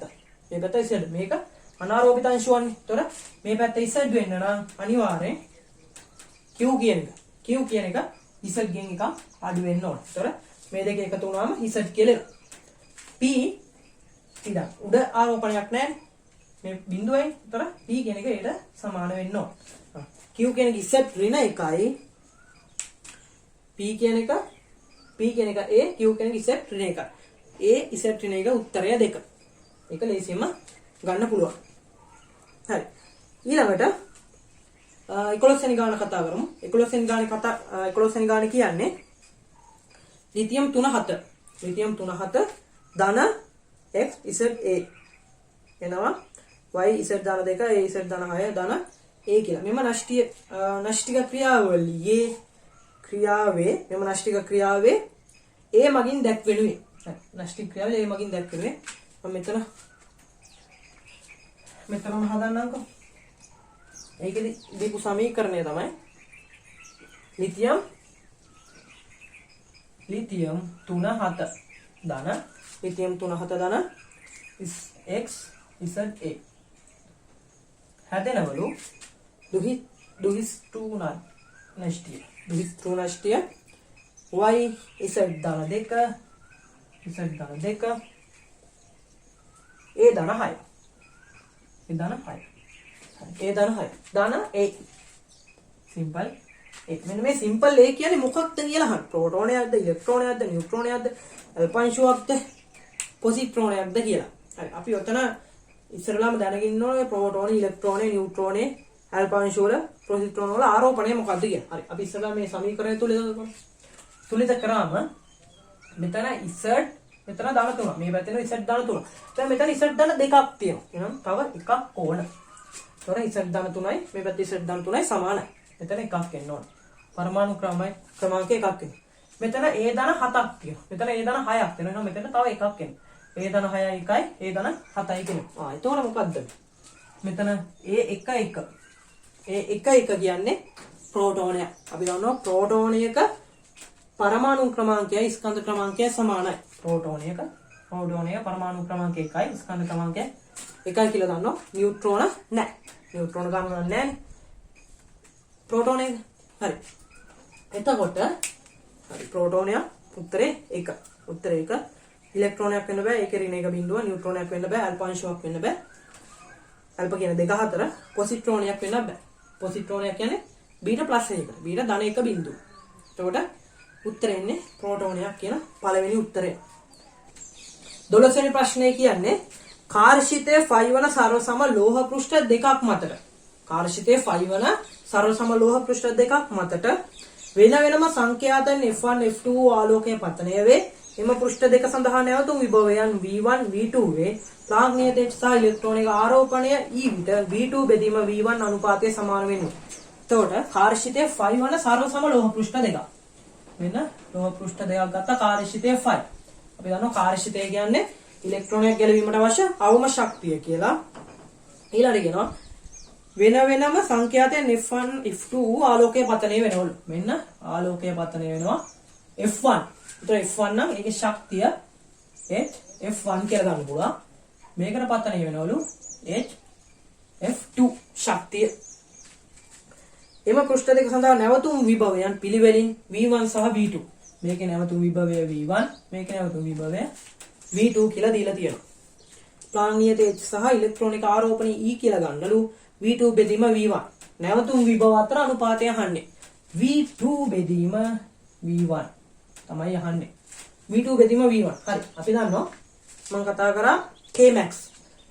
මේකේ පතන වෙන ශක්තිය සමාන වෙනවා නැවතුම් විභවය කාර්ෂිතයට වැය වෙන ශක්තිය ඉලෙක්ට්‍රෝන ගලවන්න අවශ්‍ය ශක්තියයි යන ශක්තිය. එතකොට Kmax සමානයි HF ඍණ 5. අනිත් සමීකරණය අපිට ආවා Kmax සමානයි EVS කියලා. EVS එතකොට මම මේ සමීකරණ දෙක සමාන කරාම EVS සමානයි HF ඍණ 5 කියලා ආවා. මම මේ සමීකරණය ගන්න විදිය කොහොමද මේක අපි නිර්මාණය කරගන්නේ? මේකේ සම්පූර්ණයෙන්ම කියලා දුන්නා ප්‍රකාශ විද්‍යුත් ආචරණයේදී. ඒක මතක නැත්නම් ඉතින් කියන්න තියෙන්නේ ෂෝට් නෝට් එක බලන්න කියලා තමයි. ෂෝට් නෝට් ඒක තමයි මම කලින්ම කිව්වේ ෂෝට් නෝට් එක බලලා තමයි මේ MCQ කරන්න ඕනේ. ඒතකොට තමයි හොඳටම තේරෙන්නේ. ඒතකොට අපි තියරි ටික දන්නවනේ. ඒතකොට තියරි ටික යොදාගෙන ගණන් හදන්න තියෙන්නේ. ඒක නිසා ෂෝට් නෝට් එක බලලා MCQ ටික කරන්න. හරි.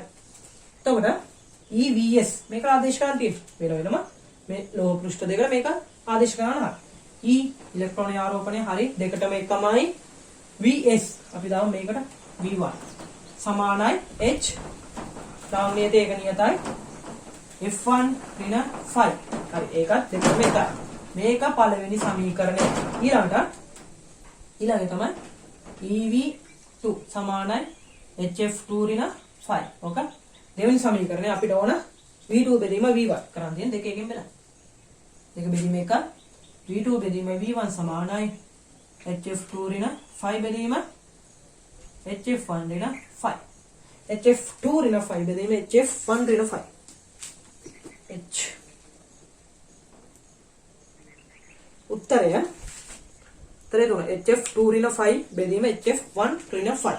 උත්තරය 3. මේක ලේසියෙන්ම අපිට ගන්න පුළුවන් මේ කාර්යශිතේ මේ සමීකරණ දෙක මම හොඳටම කියලා දුන්නා කොහොමද අපි ගන්නෙ කොහොමද මේක නිර්මාණය වෙන්නේ ප්‍රකාශ විද්‍යුත් ආචරණය වෙන්නේ කොහොමද මේ EVS ගන්නෙ කොහොමද ඒ හැම එකක්ම කියලා දීලා තියෙන්නේ මේ සමීකරණ මත දියත්තා EVS සමාන HF ඍණ 5 කියන එක.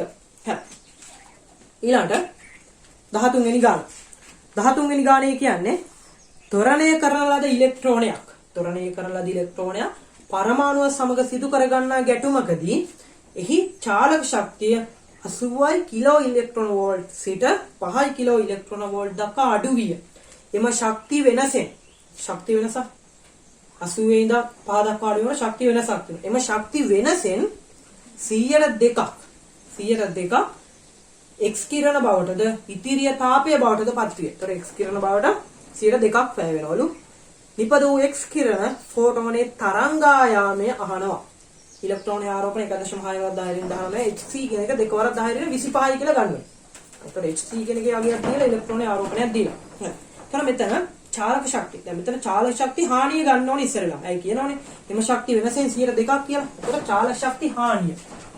ඉස්සරලාම අපි චාලක ශක්ති හානිය ගමු. ඒතර චාලක ශක්ති හානිය 80 කිලෝ ඉලෙක්ට්‍රෝන වෝල්ට් 80 කිලෝ ඉලෙක්ට්‍රෝන වෝල්ට් වලින් අඩු කරනවා 5 කිලෝ ඉලෙක්ට්‍රෝන වෝල්ට්. එනවා 75 කිලෝ ඉලෙක්ට්‍රෝන වෝල්ට් කියන. ඔය එන්නේ චාලක ශක්ති හානිය.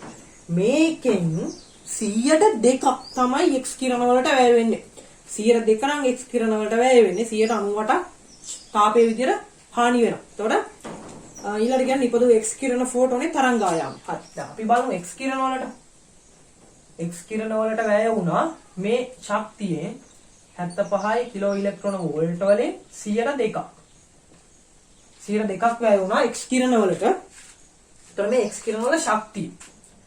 X කිරණ වල ශක්තිය තමයි ඔය අපි හොයාගත්තේ. හරි. ඊළඟට කියනවා ශක්තිය ඔබ X නිපද වූ X කිරණ ෆෝටෝනේ තරංගායම.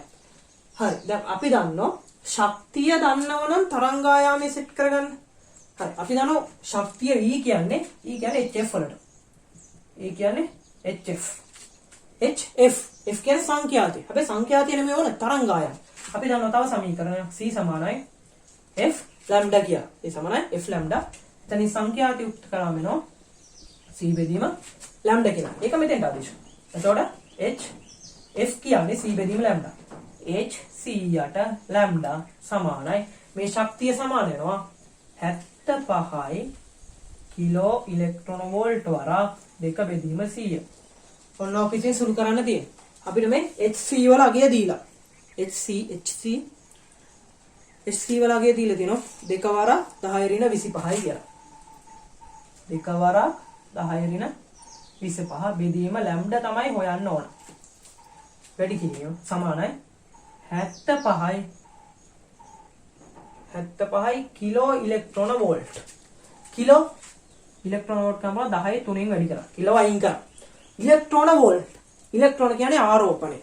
ඒතර ඉලෙක්ට්‍රෝන වෝල්ට් කියන්නේ ඉලෙක්ට්‍රෝන ආරෝපණය දීලා තියෙනවා 1.6 වරක් 1.6 වරක් 10 ඍණ 19යි. 10 ඍණ 19යි. හරි වරක් 100ට 2. ඔන්න. ඕක සුළු කරාම අපිට ලැම්ඩා එනවා. ලැම්ඩා එනවා 2ට 2 කැපෙනවා 75 1.6 වැඩි කරලා ගන්න. උත්තර එනවා උත්තරේනේ 25 ඔතන 2 කපල ගියා.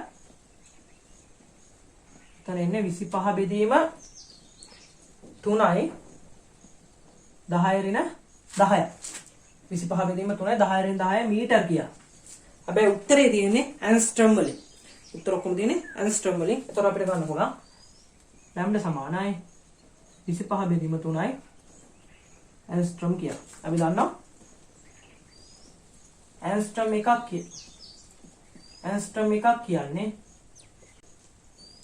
10 ඍණ 10 මීටර කියලා. ඒතර 10 ඍණ 10 මීටර කියන්නේ ඇන්ස්ට්‍රම් එකක්. ඒතර 25 බෙදීම 3යි ඇන්ස්ට්‍රම් කියලා උත්තරේ ගන්න පුළුවන්. මේක සුළු කරාම එනවා. දැන් මේ ලැම්ඩා ආරේ අරන් ගියා මේ ටික මෙහි ගන්න තියෙන්නේ.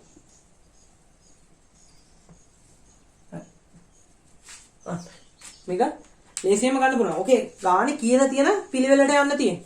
චාලක ශක්තිය හානිය ගත්තා හරි. ඒකෙන් 102ක් තමයි x කිරණ වලට වැය වෙන්නේ. ඒ ශක්තිය හොයාගත්තා. ඒ ශක්තියකින් අපිට ගන්න පුළුවන් x සඳහා වෙන ශක්තිය E = hf. හැබැයි සංඛ්‍යාත වෙන මෙහානේ තරංග ආයම hc යට ලැම්ඩා. ඒතර මේ hc ගුණිතය දීලා තියෙනවා. ලැම්ඩා තමයි හොයන්න ඕන. මේවට ආදේශ කරන් තියෙනවා. සුරු කරලා ලේසියෙන්ම ගන්න පුළුවන්. ඒ වගේ ප්‍රශ්න ඉතින් විභාගෙදී අහනවා.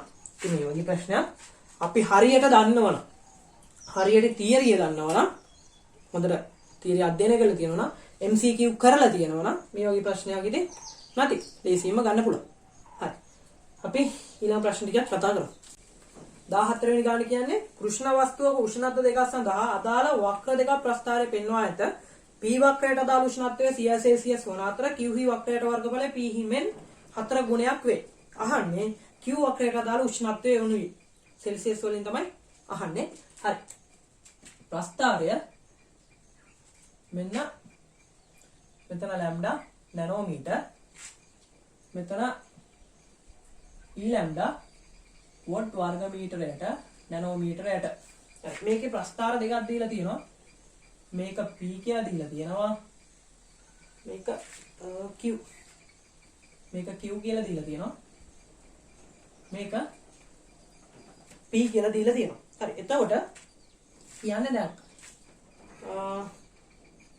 P වක්‍රයට අදාළ උෂ්ණත්වය 100 සෙල්සියස් කියලා දීලා. මේක 100 සෙල්සියස්. ඊළඟට Q හි වක්‍රයට වර්ගඵලය P හිමෙන් 4 ගුණයක්. ඒතර Q ගේ වර්ගඵලය මම ගන්නවා AQ කියලා. ඒක P වර්ගඵලය වගේ 4 ගුණයක්. එතකොට 4යි AP කියලා මට ගන්න පුළුවන්. මෙන්න මේ දෙක මේ විදිහට ලියන්න පුළුවන්. Q වක්‍රයට වර්ගඵලය සමාන වෙනවා P වක්‍රයට වර්ගඵලය වගේ 4 ගුණයක්. හරි. ඊළඟට කියන්නේ Q වක්‍රයට අදාළ වර්ග උෂ්ණත්වය අහන්න. මෙන්න මේකේ උෂ්ණත්වය අහන්න. මම මේකේ උෂ්ණත්වය T කියලා ගන්න. උෂ්ණත්වය T. අපි දන්නවා හරි. දැන් මෙතන මේ වගේ එක දැන් මම මේකේ අක්ෂ දෙක ගුණ කරාම ඉන්නේ තීව්‍රතාවය. මම මෙතන කිව්වා තීව්‍රතාවය දැන් වර්ගඵලය සමානුපාතික වෙනවා කිව්වා තීව්‍රතාවයට. අන්න ඒක තමයි මෙතෙන්දී ගොඩක් කතා කරන්නේ. වර්ගඵලයක් ගැන කතා කරනවා. මම මෙතෙන්දී ෂෝට් නෝට් එකේදී කතා කරා මේ ප්‍රස්ථාරයේ මේ අක්ෂරයේ ගුණ කරාම එන්නේ වොට් වර්ග මීටරයටනේ. වොට් වර්ග මීටරයට කියන්නේ තීව්‍රතාවය. ඒතර මේකේ වර්ගඵලය සමානුපාතික වෙනවා කිව්වා. වර්ගඵලයෙන් ගන්න පුළුවන් කිව්ව තීව්‍රතාවයයි කියන එක. වර්ගඵලයෙන් ගන්න පුළුවන් කිව්ව තීව්‍රතාවය කියන්නේ.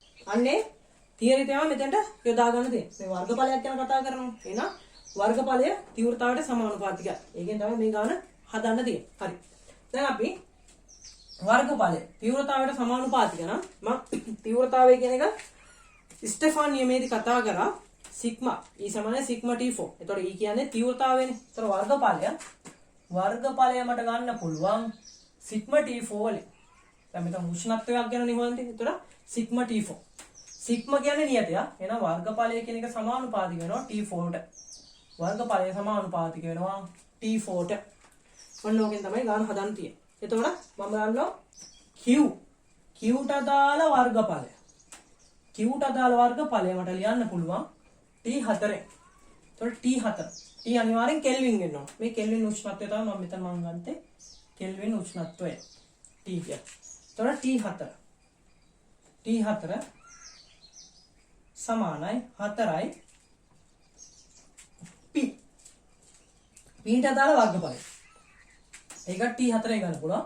P කියන්නේ කෙල්වින් උෂ්ණත්වය. හැබැයි මෙතන සෙල්සියස් උෂ්ණත්වය දීලා තියෙනවා. එහෙනම් කෙල්වින් කරගන්න මම කරන්නේ 100ට එකතු කරනවා 273. ඔන්න 4 වෙනි බයි. මේ සම්බන්ධයෙන් අපිට T කියන එක හොයාගන්න පුළුවන්. දෙපැත්තෙම 4 මූලය ගත්තා නම් හරි. දෙපැත්තෙම ගන්නවා 4 මූලය. එතකොට මෙතන T සමාන වෙනවා මෙතන 373. වැඩි කිරීම 4 මූලය කියන්නේ 4 මූලය කියන්නේ මූල 2යි. 4 මූලය කියන්නේ මූල 2යි. ඒතර 373 මූල 2කින් 1.4 එකෙන් වැඩි කරාම Tට ආසන්න වෙනවා 527යි. මේක ආසන්නයි. ආසන්නගේ 527යි කෙල්වින්. ඔතන ඉන්නේ කෙල්වින් උෂ්ණත්වය. හැබැයි උත්තර දීලා තියෙන්නේ සෙල්සියස් උෂ්ණත්වය. ඒතර කෙල්වින් අපි සෙල්සියස් කරන්නේ ආසන්නව සමානයි 527න් අඩු කරනවා 273. ඔන්න සෙල්සියස් උෂ්ණත්වය. T ආසන්නයි උත්තරය 254යි. 254යි සෙල්සියස්. ඔන්න උෂ්ණත්වය. මේක ලේසියෙන්ම ගන්න පුළුවන්. උත්තරයනේ 2. මෙතෙන්දී අපි මතක තියාගන්න ඕන මේ වක්‍රයට වර්ගඵලය. මෙන්න මේ වර්ගඵලය කියන එක වර්ගඵලය තීව්‍රතාවයට සමානුපාතිකයි කියලා. වර්ගඵලය තීව්‍රතාවයට සමානුපාතිකයි කියන එකෙන් අපිට උත්තරය ගන්න පුළුවන්. ඒතර වර්ගඵලය T4ට සමානුපාතිකයි කියලා. එතන උෂ්ණත්වය ගැන කතා කරන හින්දා T4 T උෂ්ණත්වය සම්බන්ධ කරගන්න ඕනේ. ඒතර වර්ගඵලය P ගේ වර්ගඵලය ලියන්න පුළුවන් මට T4 කියලා. P ගේ වර්ගඵලය මට ලියන්න පුළුවන් 100 4 කියලා. හරි. ඔන්න මෙතන දෙපැත්තම ඊට පස්සේ 4 මූලයක් ගත්තා. මේක අපි සංකේත විදියට ලිව්වොත් එහෙම සංකේත විදියට ලිව්වොත් T Q ගේ 4 Q උෂ්ණත්වය 4 සමානයි 4 වතාවක් T P උෂ්ණත්වය. P උෂ්ණත්වය 4 මේ විදිහට ගන්න. ඒතර මේකට තමයි මේ ආදේශ කරන්නේ. හරි ඊළඟට 15 වෙනි ගාන කියන්නේ ලෝහ පෘෂ්ඨයේ ශක්තිය 10යි පිකෝජූල් වන ඉලෙක්ට්‍රෝන පතිත කිරීමෙන් ඉවත් වූ ඉලෙක්ට්‍රෝන වල චාලක ශක්තියින් 0යි 2යි පිකෝජූල් 7යි පිකෝජූල් 6යි පිකෝජූල් වේලු. ඉහත ලෝහයේ කාර්යශීලය විය හැක්කේ. හරි අපි දන්නවා කාර්යශීලය. දැන් උතන කියන්නේ මෙන්න ලෝහ පෘෂ්ඨයක් තියෙනවා. මේ ලෝහ පෘෂ්ඨයේ ශක්තිය පතන වෙනවලු 10යි පිකෝජූල් කියලා. හරි ඊළඟට සිම්පල් P. ඒතර මේකෙන් නිකුත් වන ඉවත් වූ ඉලෙක්ට්‍රෝන වල චාලක ශක්තිය කිහිපයක් දීලා තියෙනවා. 0යි කියලා දීලා තියෙනවා. ඊට පස්සේ 2යි පිකෝජූල් කියලා දීලා තියෙනවා. 7යි පිකෝජූල් 6යි පිකෝජූල් කියලා දීලා තියෙනවා. මෙන්න මේ වගේ තරංග නිකුත් වෙනවා. මේ වගේ ඉලෙක්ට්‍රෝන ටික පිට වුණයි කියලා දීලා තියෙනවා.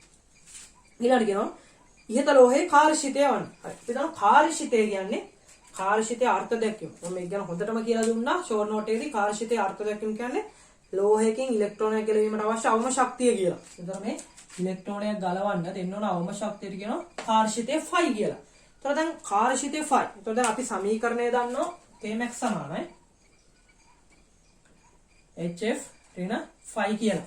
උපරිම චාලක ශක්තිය සමානයි HF ඍණ ෆයි. එතකොට දැන් මෙතන කාර්ෂිතය කියන්නේ ඉලෙක්ට්‍රෝන එකේ ලෝහයක ඉලෙක්ට්‍රෝන එක ගලවන්න දෙන්න ඕන අවම ශක්තියනේ. එතකොට මේක ෆයි කියන එක අවමයි.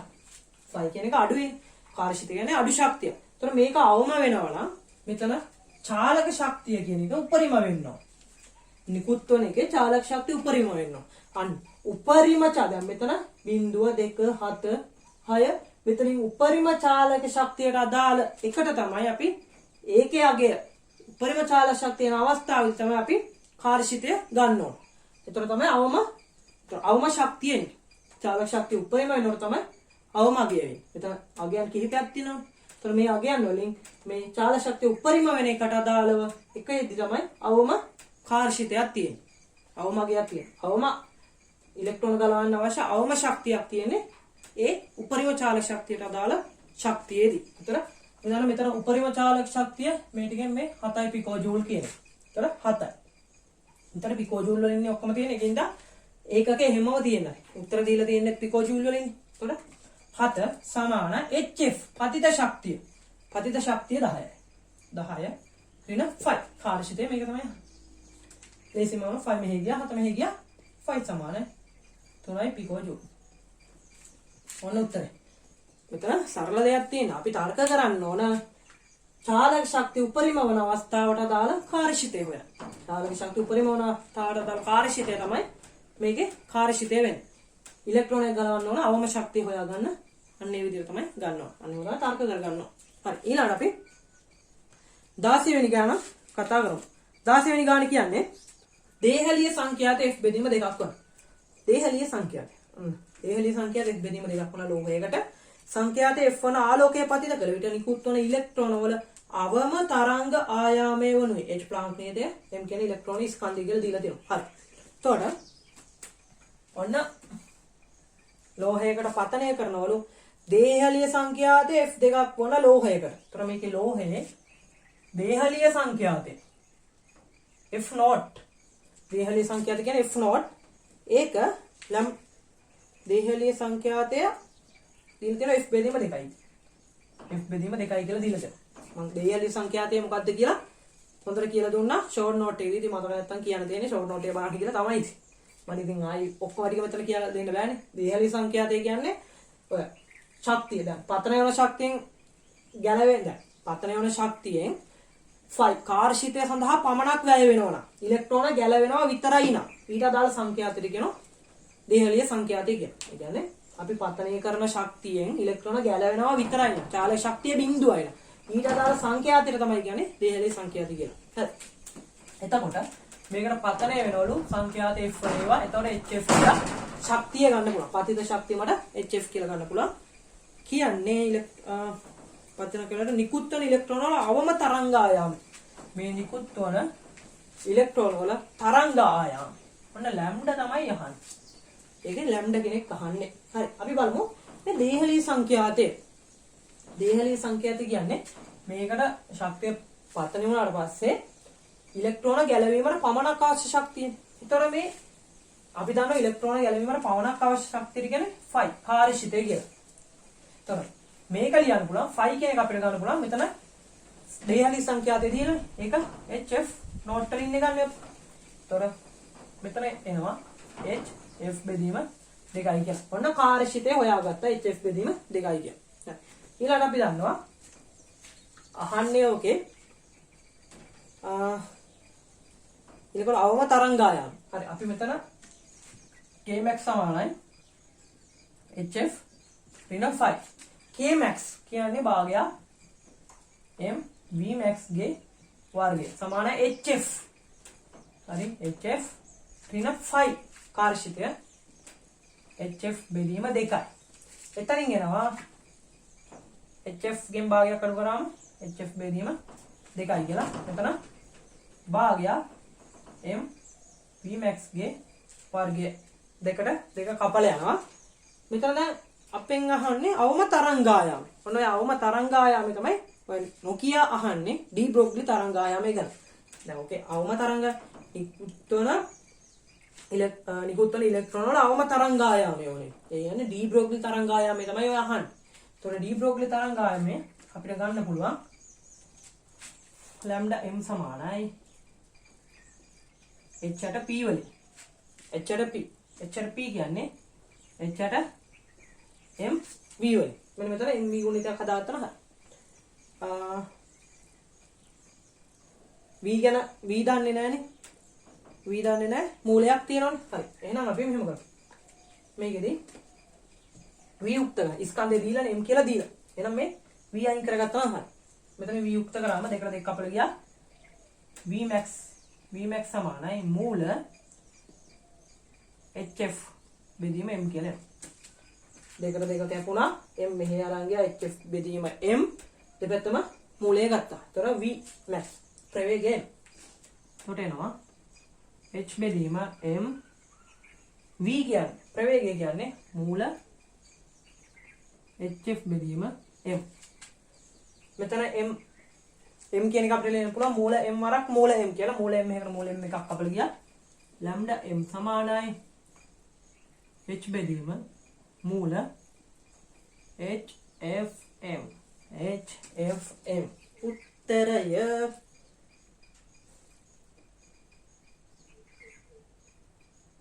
h. හරි. h කියන එකත් උඩට ගන්න වෙනවනේ. ඔව්. මෙතන යටත් h එකක් තියෙනවා උඩත් h එකක් තියෙනවනේ. එතකොට මෙතන m මූල m ට මෙතනින් මූල m එකක් අපල යනවා. මෙතන මූල h ට මෙතනින් මූල h එකක් අපල යනවා. එතකොට ලැම්ඩා m සමානයි සම්පූර්ණ මූල උඩ h බෙදීම යට mf. අනුත්තරයි. ලැම්ඩා m සමානයි සම්පූර්ණ මූල h බෙදීම mf. උත්තරය 2. උත්තරය 2. මේක ලේසියෙන්ම ගන්න පුළුවන්. කාර්යශිතය කියන්නේ මොකක්ද? දේහලිය සංඛ්‍යාතිය කියන්නේ මොකක්ද කියලා අපි හොඳට ඔලුවට ගන්නවා. මම ඔක සරලව කියලා දුන්නා ෂෝට් නෝට් එකේදී. ඉතින් මතක නැත්නම් ඉතින් ආයෙ බලන්න වෙනවා. ඔන්න මේකේ උත්තරය 2. අපි එහෙනම් ඊතුරු ප්‍රශ්න ටිකක් කතා කරමු. 17 වෙනි ගානේ කියන්නේ ප්‍රකාශ විද්‍යුත් කෝෂයක ප්‍රකාශ ලෝහය මත 400 නැනෝමීටර් විකිරණ පතනය කළ විට නැවතුම් විභවය 2 වෝල්ට්ය. ප්‍රකාශ ලෝහය මත 200 නැනෝමීටර් විකිරණ පතනය කළේ නම් නැවතුම් විභවය. හරි. එතකොට මෙතන ප්‍රකාශ විද්‍යුත් කෝෂයක ප්‍රකාශ ලෝහය මත 400 නැනෝමීටර් විකිරණ පතනය කළ විට නැවතුම් විභවය. හරි. අපි දන්නවා නැවතුම් විභවය Vs කියන එක සම්බන්ධ වෙන්නේ ප්‍රකාශ විද්‍යුත් ආචරණයේදී කතා කරා. මෙතන මම කෙලින්ම සමීකරණය ගන්නවා. EVS සමානයි HF ඍණ 5.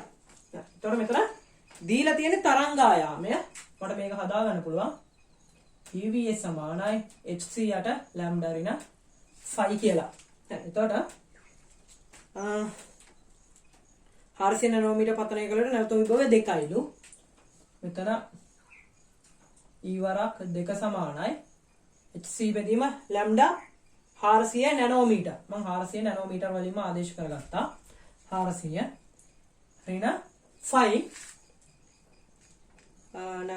5 කාර්යශීලීනේ. ඒක වෙනස් වෙන්නේ නැහැ. 5ම තමයි. 5 මම 5 කියලා ගත්තා. හරි. මෙන්න පළවෙනි සමීකරණය. ඊළඟට කියනවා ප්‍රකාශ ලෝහය මත 200 නැනෝමීටර් විකිරණ පතනය කළේ නම් නැවතුම් විභවය තමයි අහන්නේ. හරි 200 නැනෝමීටර්. දැන් අපිට හොයන්න තියෙන්නේ නැවතුම් විභවය. මම E වරක් Vs තමයි හොයන්න ඕන. H C බෙදීම දැන් 200 නැනෝමීටර්. ඍණ 5 වෙනස් වෙන්නේ නැහැ. හරි. ඊළඟට ඔන්න දෙවෙනි සමීකරණය. දැන් මේකේ මම කොහොමද දැන් මෙතන නොදන්න පද ගොඩක් තියෙනවා. 5 දන්නේත් නැහැ. ඒතකොට මෙතන Vs නැවතුම් විභවය තමයි හොයන්නේ. මම මෙතෙන්දි කරනවා දැන් මෙතන HC යට 400 තියෙනවා. මෙතන HC යට 200 තියෙනවා. මම කරන්නේ මේක දෙපැත්තම පළවෙනි සමීකරණය වැඩි කරගන්නවා 2කින්. පළවෙනි සමීකරණ 2කින් වැඩි කරාම මෙතන 4යි E වෙනවා. 4යි E සමානයි HC යට 400 දැන් HC යට RC කියන එක දෙකෙන් වැඩි කරාම HC යට 200ක් වෙනවා. ඍණ 2.5 සමීකරණය මුල් දෙකෙන් වැඩි කරා. මේක පිටු 1 ඩෑෂ් සමීකරණය කියලා. හරි දැන් මේ HC යට 200 කපලා දාන්න පුළුවන්. HC යට 200 මට මේකෙන් මේ මම 1 ඩෑෂ් කියන දෙක අඩු කරනවා. 1 ඩෑෂ් කින් අඩු කරනවා දෙවෙනි සමීකරණය. 1 ඩෑෂ් කින් දෙක අඩු කරාට පස්සේ මට එනවා 4i කින් e අඩු වුණා. 4i මෙතනින් EVS අඩු වුණාම නෝ 4i ඍණ EVS සමානයි HC යට 200 HC යට 200 කපලා ගියාම මෙතනින් 1 ඩෑෂ් මේකෙන් මේක අඩු කරා. මේකෙන් මේක අඩු කරාම ඍණ 5 එකක් එනවා. දැන් මට ඕන මෙතන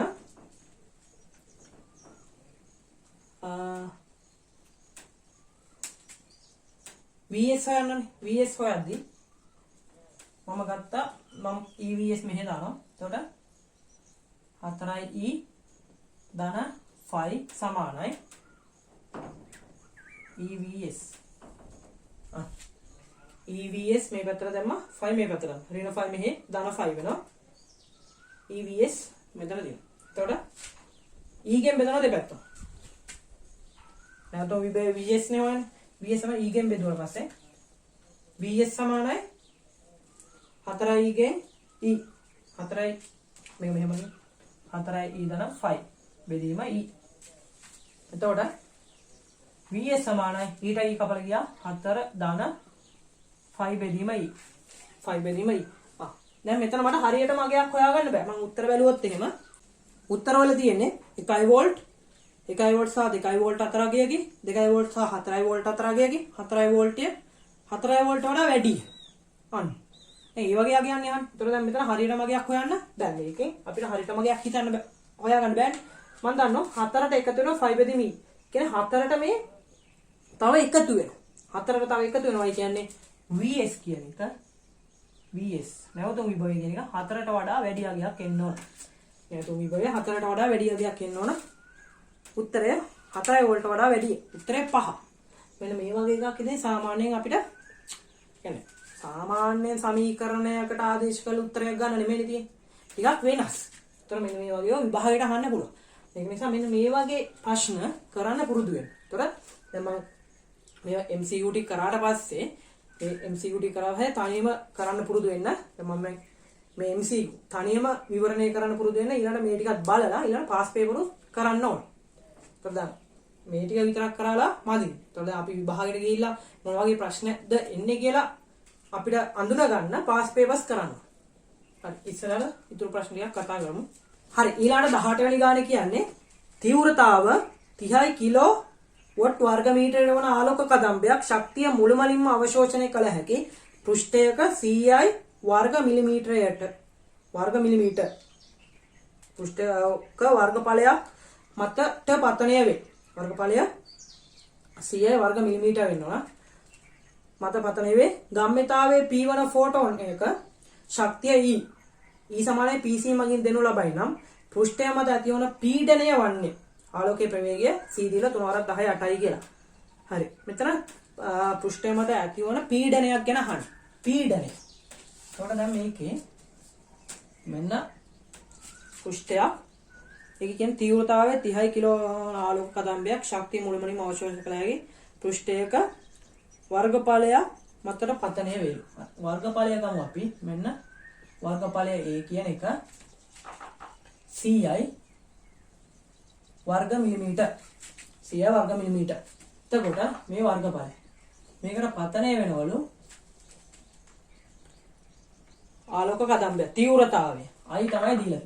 I කියන්නේ 30 කිලෝ. කිලෝ වොට් වර්ග මීටරයට. පතන වේ ගම්මිතාවේ P වන ඉලෙක්ට්‍රෝනික ශක්තිය E.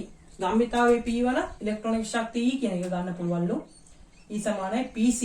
P කියන්නේ ගම්මිතාවය. දෙනු ලබයි නම් පෘෂ්ඨය මත ඇතිවන පීඩනය. මේ පෘෂ්ඨය මත ඇතිවන පීඩනය අහන්න. පීඩනය මම ගන්නම් P ඩෑෂ් කියලා. ඩෑෂ් කියන්නේ පීඩනය. ගම්මිතාවේ P කියලා අරගෙන දෙනවා. පීඩනය කියන්නේ P ඩෑෂ්. හරි. දැන් මේ වගේ එකක් කොහොමද හදන්නේ? මම තීව්‍රතාවය කියන එක කතා කරා. ඒකක වර්ගඵලයකදී ඒක කාලයක් තුල ශක්තියට.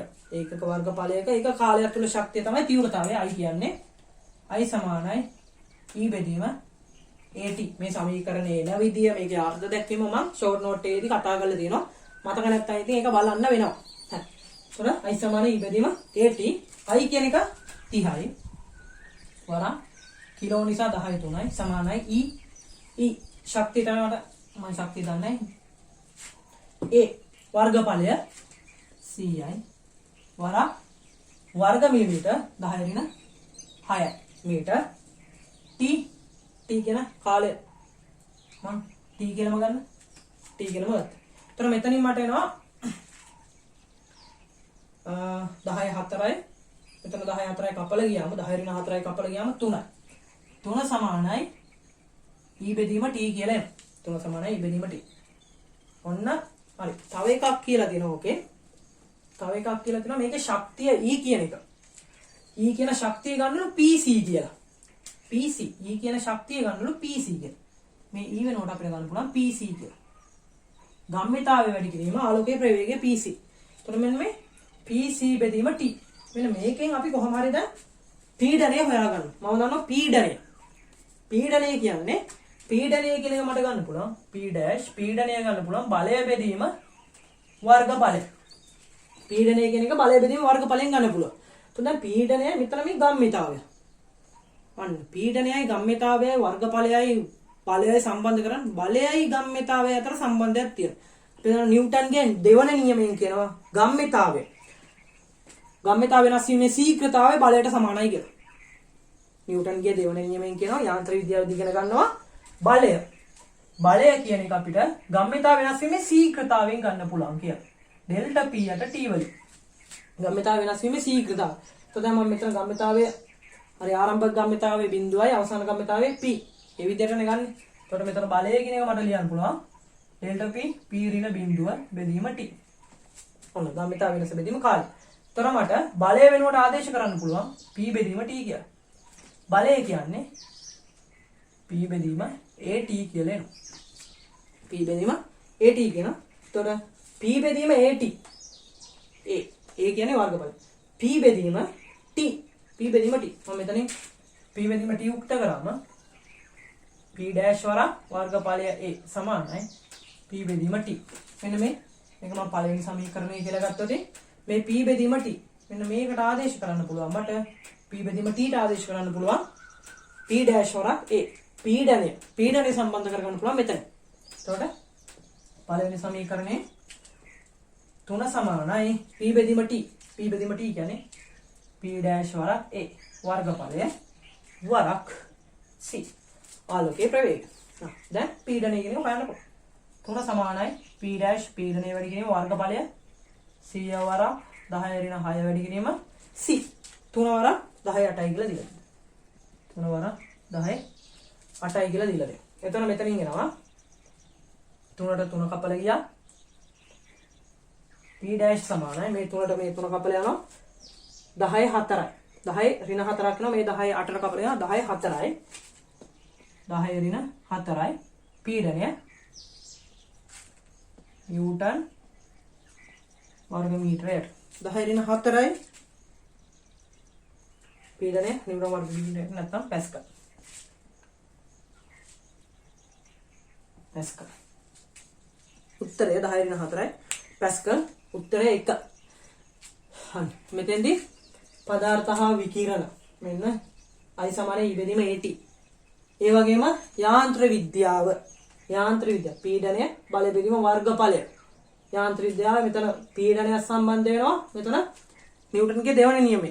ගම්මිතාවයත් සම්බන්ධ වෙනවා. ගම්මිතාව නැසීමේ ශීඝ්‍රතාවය තමයි බලය කියන්නේ. මෙන්න මෙහෙම දැන් අපිට සාමාන්‍ය මේ වගේ ගාණක් දුන්නම අනිවාර්යෙන් මේ වගේ ගාණක් හදනවායි කියන්නේ භෞතික විද්‍යාව කියන එක හොඳටම දැනගන්නවා. භෞතික විද්‍යාව හොඳට ඉගෙනගෙන තියෙන්න ඕනේ මේ වගේ ගාණක් හදන්න ඉතින්. අනිවාර්යෙන් හොඳට ඉගෙනගෙන තියෙන්න. මෙතන තීව්‍රතාවය මේ සමීකරණය දැනගත්තයි කියලා මේ ගාණ හදන්න බෑ. යාන්ත්‍ර විද්‍යාව හොඳට ඉගෙනගෙන තිබුණායි කියලා ඉතින් මේ ගාණ හදන්න බෑ. පදාර්ථ හා විකිරණ මේ ගාණ හදන්න අනිවාර්යෙන් යාන්ත්‍ර විද්‍යාව කියන එකත් හොඳට ඉගෙනගෙන තියෙන්න ඕන. යාන්ත්‍ර විද්‍යාව සාමාන්‍යයෙන් භෞතික විද්‍යාව ලොකු පාඩමක්. ඒක ඉතින් අපි හොඳට ඉගෙන ගත්තොත් අනිවාර්යෙන් යාන්ත්‍ර විද්‍යාවම ලකුණු 30ක් විතර කොට දාගන්න පුළුවන්. මෙන්න යාන්ත්‍ර විද්‍යාවෙනුත් සම්බන්ධ වෙලා තමයි මේ විකිරණ ගාන හදලා තියෙන්නේ. ඒතර මෙන්න මේ වගේ ගානක් අපිට හදන්න පුළුවන් කියන්නේ වටිනවා ඒක.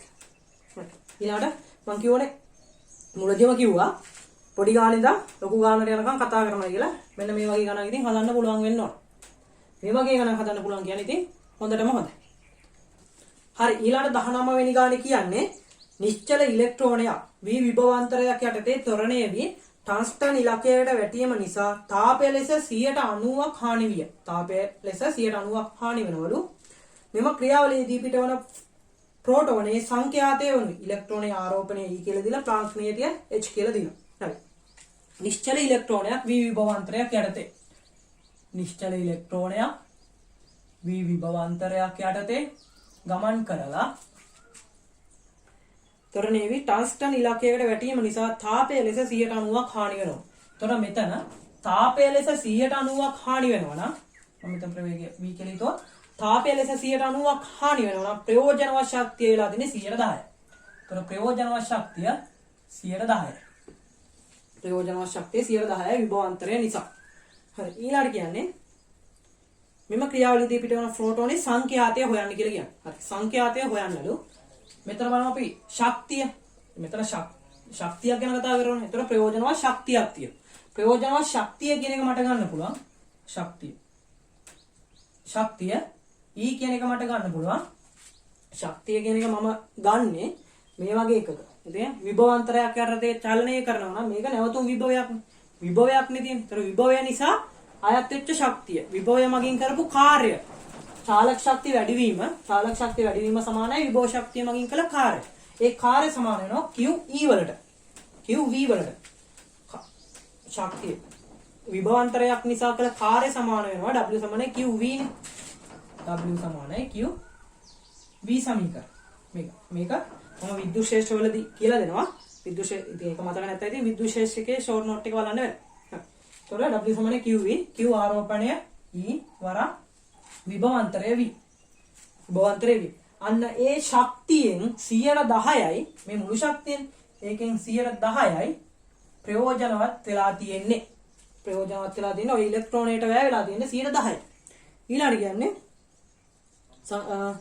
ක්‍රියාවලිය පිටවන ප්‍රෝටෝනයේ සංඛ්‍යාතය. මේ පිටවන ප්‍රෝටෝනයේ සංඛ්‍යාතය අහන්න. හරි. දැන් අපි දන්නවා ශක්තිය E කියන එක ලියන්න පුළුවන්.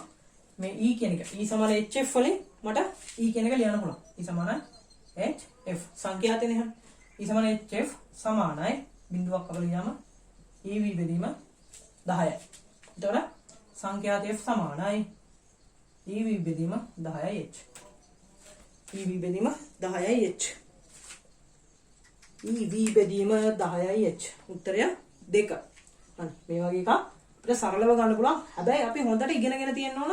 පදාර්ථ හා විකිරණ පාඩමේ තියරි ඉගෙනගෙන තියෙන්න ඕන. හොඳට මේවා අපිට ටච් වෙලා තියෙන්න ඕන. එතකොට තමයි මේ වගේ MCQ එකක් ගොඩ දාගන්න පුළුවන්. හරි. ශක්තිය, ඒතර ප්‍රයෝජනවත් ශක්තිය 10%යි. ඒ මුළු ශක්තියෙන් 10%යි. 90ක් හානි වෙනවා. ඒතර ඒ ශක්තිය ප්‍රයෝජනවත් ශක්තිය මට ගන්න පුළුවන් HF. මෙච්චර ශක්තියක් තමයි ඉලෙක්ට්‍රෝන ප්‍රෝටෝන වල ශක්තිය ගන්න පුළුවන් HF. අපිට ඕන සංඛ්‍යාතය. හරි ඊළඟට 20 වෙනි ගාන කියන්නේ ප්‍රස්ථාරයේ පෙන්වා ඇත්තේ ලෝහයක නැවතුම් විභවයේ සංඛ්‍යාතය සමග වෙනස් වන ආකාරයයි. එම ලෝහයේ කාර්යශිතය වනුයේ H කියන්නේ ප්ලාන්ක් නියතය කියලා දීලා තියෙනවා. කාර්යශිතය ෆයි කියන එක තමයි හොයන්න ඕන. හරි. මෙන්න ප්‍රස්ථාරය දීලා තියෙනවා සංඛ්‍යාතයත් එක්ක නැවතුම් විභවයේ v වෙනස් වෙන්නේ මෙන්න මේ විදිහට කියලා. ඒතර මේකේ අනුක්‍රමණය ඇල්ෆා කියලා දීලා තියෙනවා. මෙතන අන්තක්ඛණ්ඩය A කියලා දීලා තියෙනවා. විභවය සංඛ්‍යා සම වෙනස් වන ආකාරය එම ලෝහයේ කාර්යශිතය ෆයි කියන එක තමයි වань තියෙන්නේ. ඒතර මේ x අක්ෂය කැපෙන තැන. මෙතන x අක්ෂය කැපෙන තැන තමයි A කියලා දීලා තියෙන්නේ.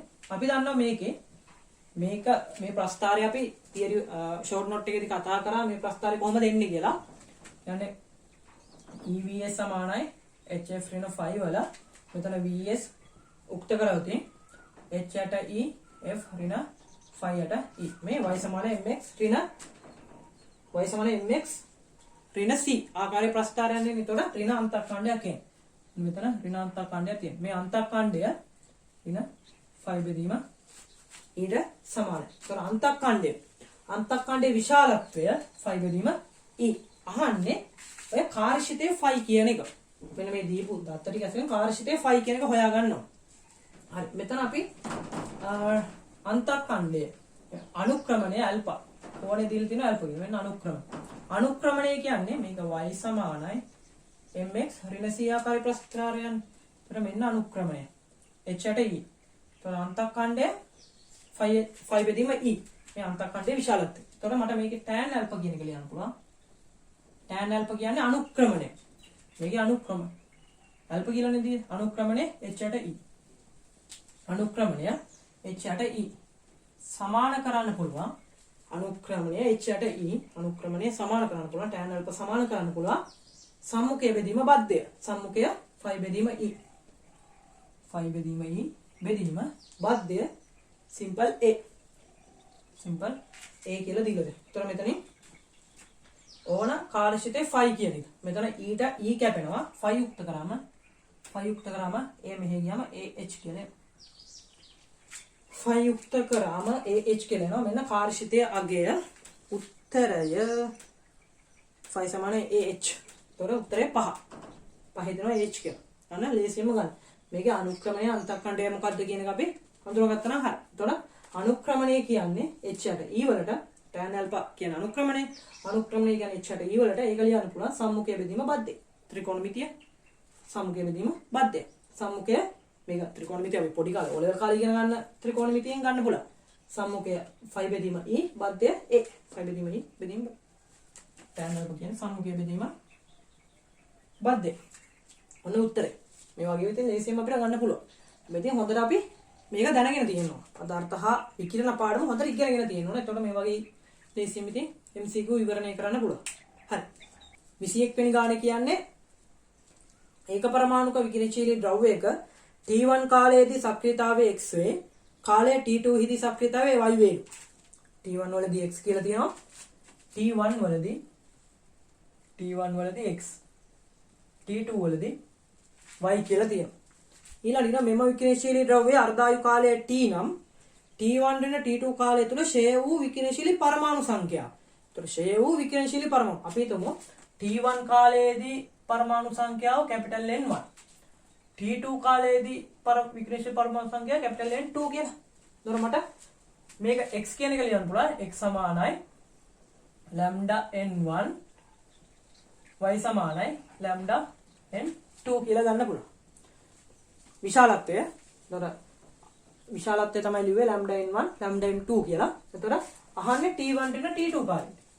T1 ඍණ T2 කාලයේදී විකිරණ ෂය වූ ප්‍රමාණයනේ. එතකොට ෂය වූ ප්‍රමාණය කියන්නේ n1 ඍණ n2. n1 ඍණ n2 නේ. n1 වල ඉඳලා n2 ට. දැන් තිබුණ T1 වල තියෙන n1 T2 වල තියෙන n2. විකිරණ ෂය වෙච්ච ප්‍රමාණය n1 ඍණ n2. මේක අපිට ලියන්න පුළුවන්. n1 ඍණ n2 කියන එක ගන්න පුළුවන්. මෙතනින් n1 උක්ත කරාම x බෙදීම lambda ඍණ මෙතනින් n උක්ත කරාම y බෙදීම lambda. මෙතනින් ඊට පස්සේ lambda පොදුයි x ඍණ y බෙදීම lambda. lambda ශ්‍රේණියට දීලා නැහැ අර්ධායු කාලය දීලා. ඒතර අපි දන්නවා අර්ධායු කාලයයි ශ්‍රේණියතයි අතර සම්බන්ධය.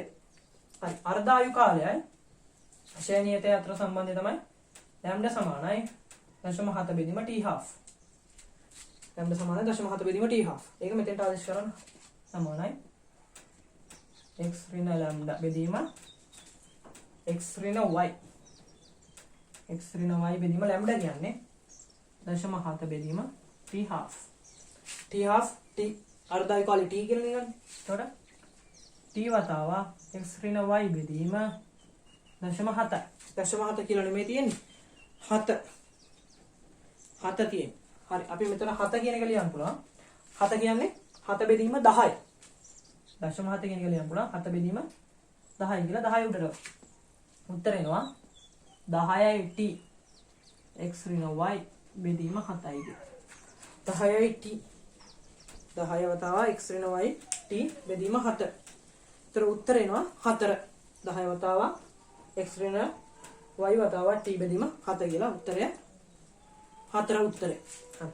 මේක ලේසියෙන්ම මේක අපි මේ t1 t2 කාලයේදී පරමාණු සංඛ්‍යාව n1 n2 කියලා ගත්තම අහන්නේ t1 ඍණ t2 කාලයේදී පරමාණු සංඛ්‍යාව. ඒතර n ඍණ වැය වෙච්ච ෂේ වෙච්ච පරමාණු සංඛ්‍යාව n ඍණ n2 වලින් ගන්න පුළුවන් ෂේ වෙච්ච පරමාණු සංඛ්‍යාව. හරි ඊළඟට තියෙන්නේ මේ 22 වෙනි ප්‍රශ්නය. මම මේ 22 වෙනි ප්‍රශ්නයේදී කතා කරන්නේ දැන් ගිය අවුරුද්දේ 2020 අවුරුද්දේ ආපු ඒ පදාර්ථ හා විකිරණ පාඩමෙන් ආපු ප්‍රශ්නයක් ගැන. ඒක 43 වෙනි ප්‍රශ්නයේ විදිහට තමයි දීලා දෙන්නේ. හැබැයි ඇත්තටම මේක 43 වෙනි ප්‍රශ්නයේ විදිහට දෙන්න එච්චර ලොකු ප්‍රශ්නයක් නෙමෙයි. පොඩි ප්‍රශ්නයක් තියෙන්නේ. ඒක කියන්නේ නියැදියක අඩංගු විකිරණශීලී පරමාණු වල අර්ධායු කාලය T12 පිළිබඳව පහත ප්‍රකාශ සලකා බලන්න. අර්ධායු කාලය ගැන ප්‍රකාශ තුනක් තියෙනවා. මේ ප්‍රකාශ තුනේ නිවැරදි මොකක්ද කියලා අහන්නේ. පළවෙනි එක කියන්නේ නියැදියේ පවතින විකිරණශීලී පරමාණු සංඛ්‍යාව සමග T12 වෙනස් වේ. නියැදියේ පවතින විකිරණශීලී පරමාණු සංඛ්‍යාව සමග. අපි දන්නවා T12 කියන එක ගන්නේ ශ්‍රේණියට ලැම්ඩා සමානයි 0.7 බෙදීම T12. ඒතර T12 කියන එක මම උත්තර කරලා දෙන්නේ T12 සමානයි 0.7 බෙදීම ලැම්ඩා. මේ ලැම්ඩා කියන ශ්‍රේණියතනේ.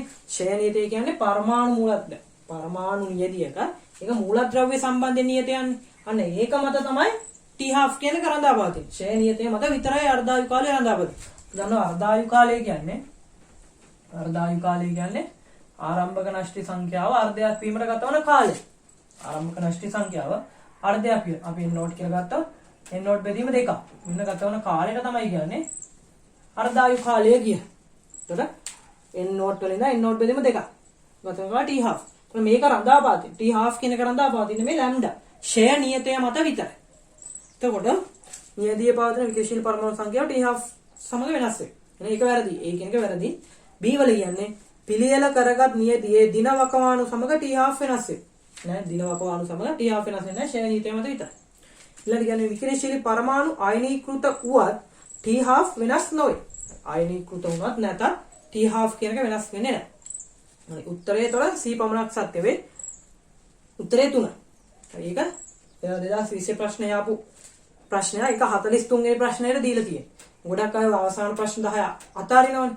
හැබැයි ඔය අවසාන ප්‍රශ්න 10 ආපු පොඩි ප්‍රශ්නයක් තමයි 43 වෙනි ප්‍රශ්නය කියන්නේ. ඒ කියන්නේ මේක අපි මේ පදාර්ථ හා විකිරණ පාඩම හොඳට ඉගෙන ගත්තද MCQ ටික ලේසියෙන්ම කොට දාගන්න පුළුවන්. දැන් මම මෙතෙන්දී ප්‍රශ්න දැන් මේක පාස් පේපර් ප්‍රශ්නයක්. මම ප්‍රශ්න 21ක් කතා කරා. දැන් ලොකු කාලයක් ගිහිල්ලා තියෙන්නේ. ඒතර ප්‍රශ්න 21ක් කතා කරා. ඒ 21 දැන් හොඳ ප්‍රශ්න ටිකක් කතා කරේ.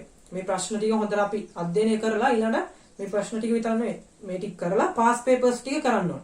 පාස් පේපර්ස් ප්‍රශ්න දැන් ඔක පදාර්ථ හා විකිරණ පාඩමේ විතරක් තියෙන පාස් පේපර් ටික ගන්න පුළුවන් නේ. පේසුරු පොතේ. ඒක අරගෙන ඒ පාඩමේ තියෙන හැම MCQ එකක්ම කරන්න ඕන. ඒක වෙන වෙනම තියෙනවානේ. මම කරේ කවලමෙන්.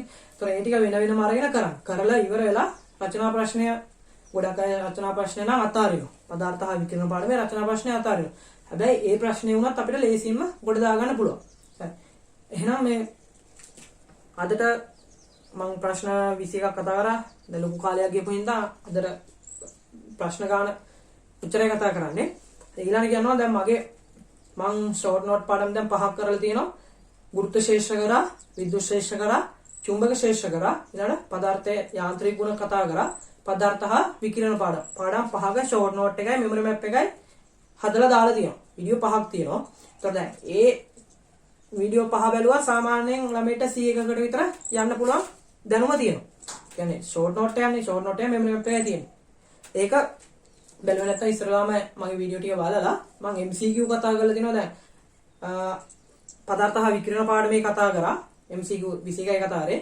ඊළඟට ඊට කලින් පදාර්ථ හා යාන්ත්‍රික ගුණ පාඩමෙත් MCQ 25ක් කතා කරා.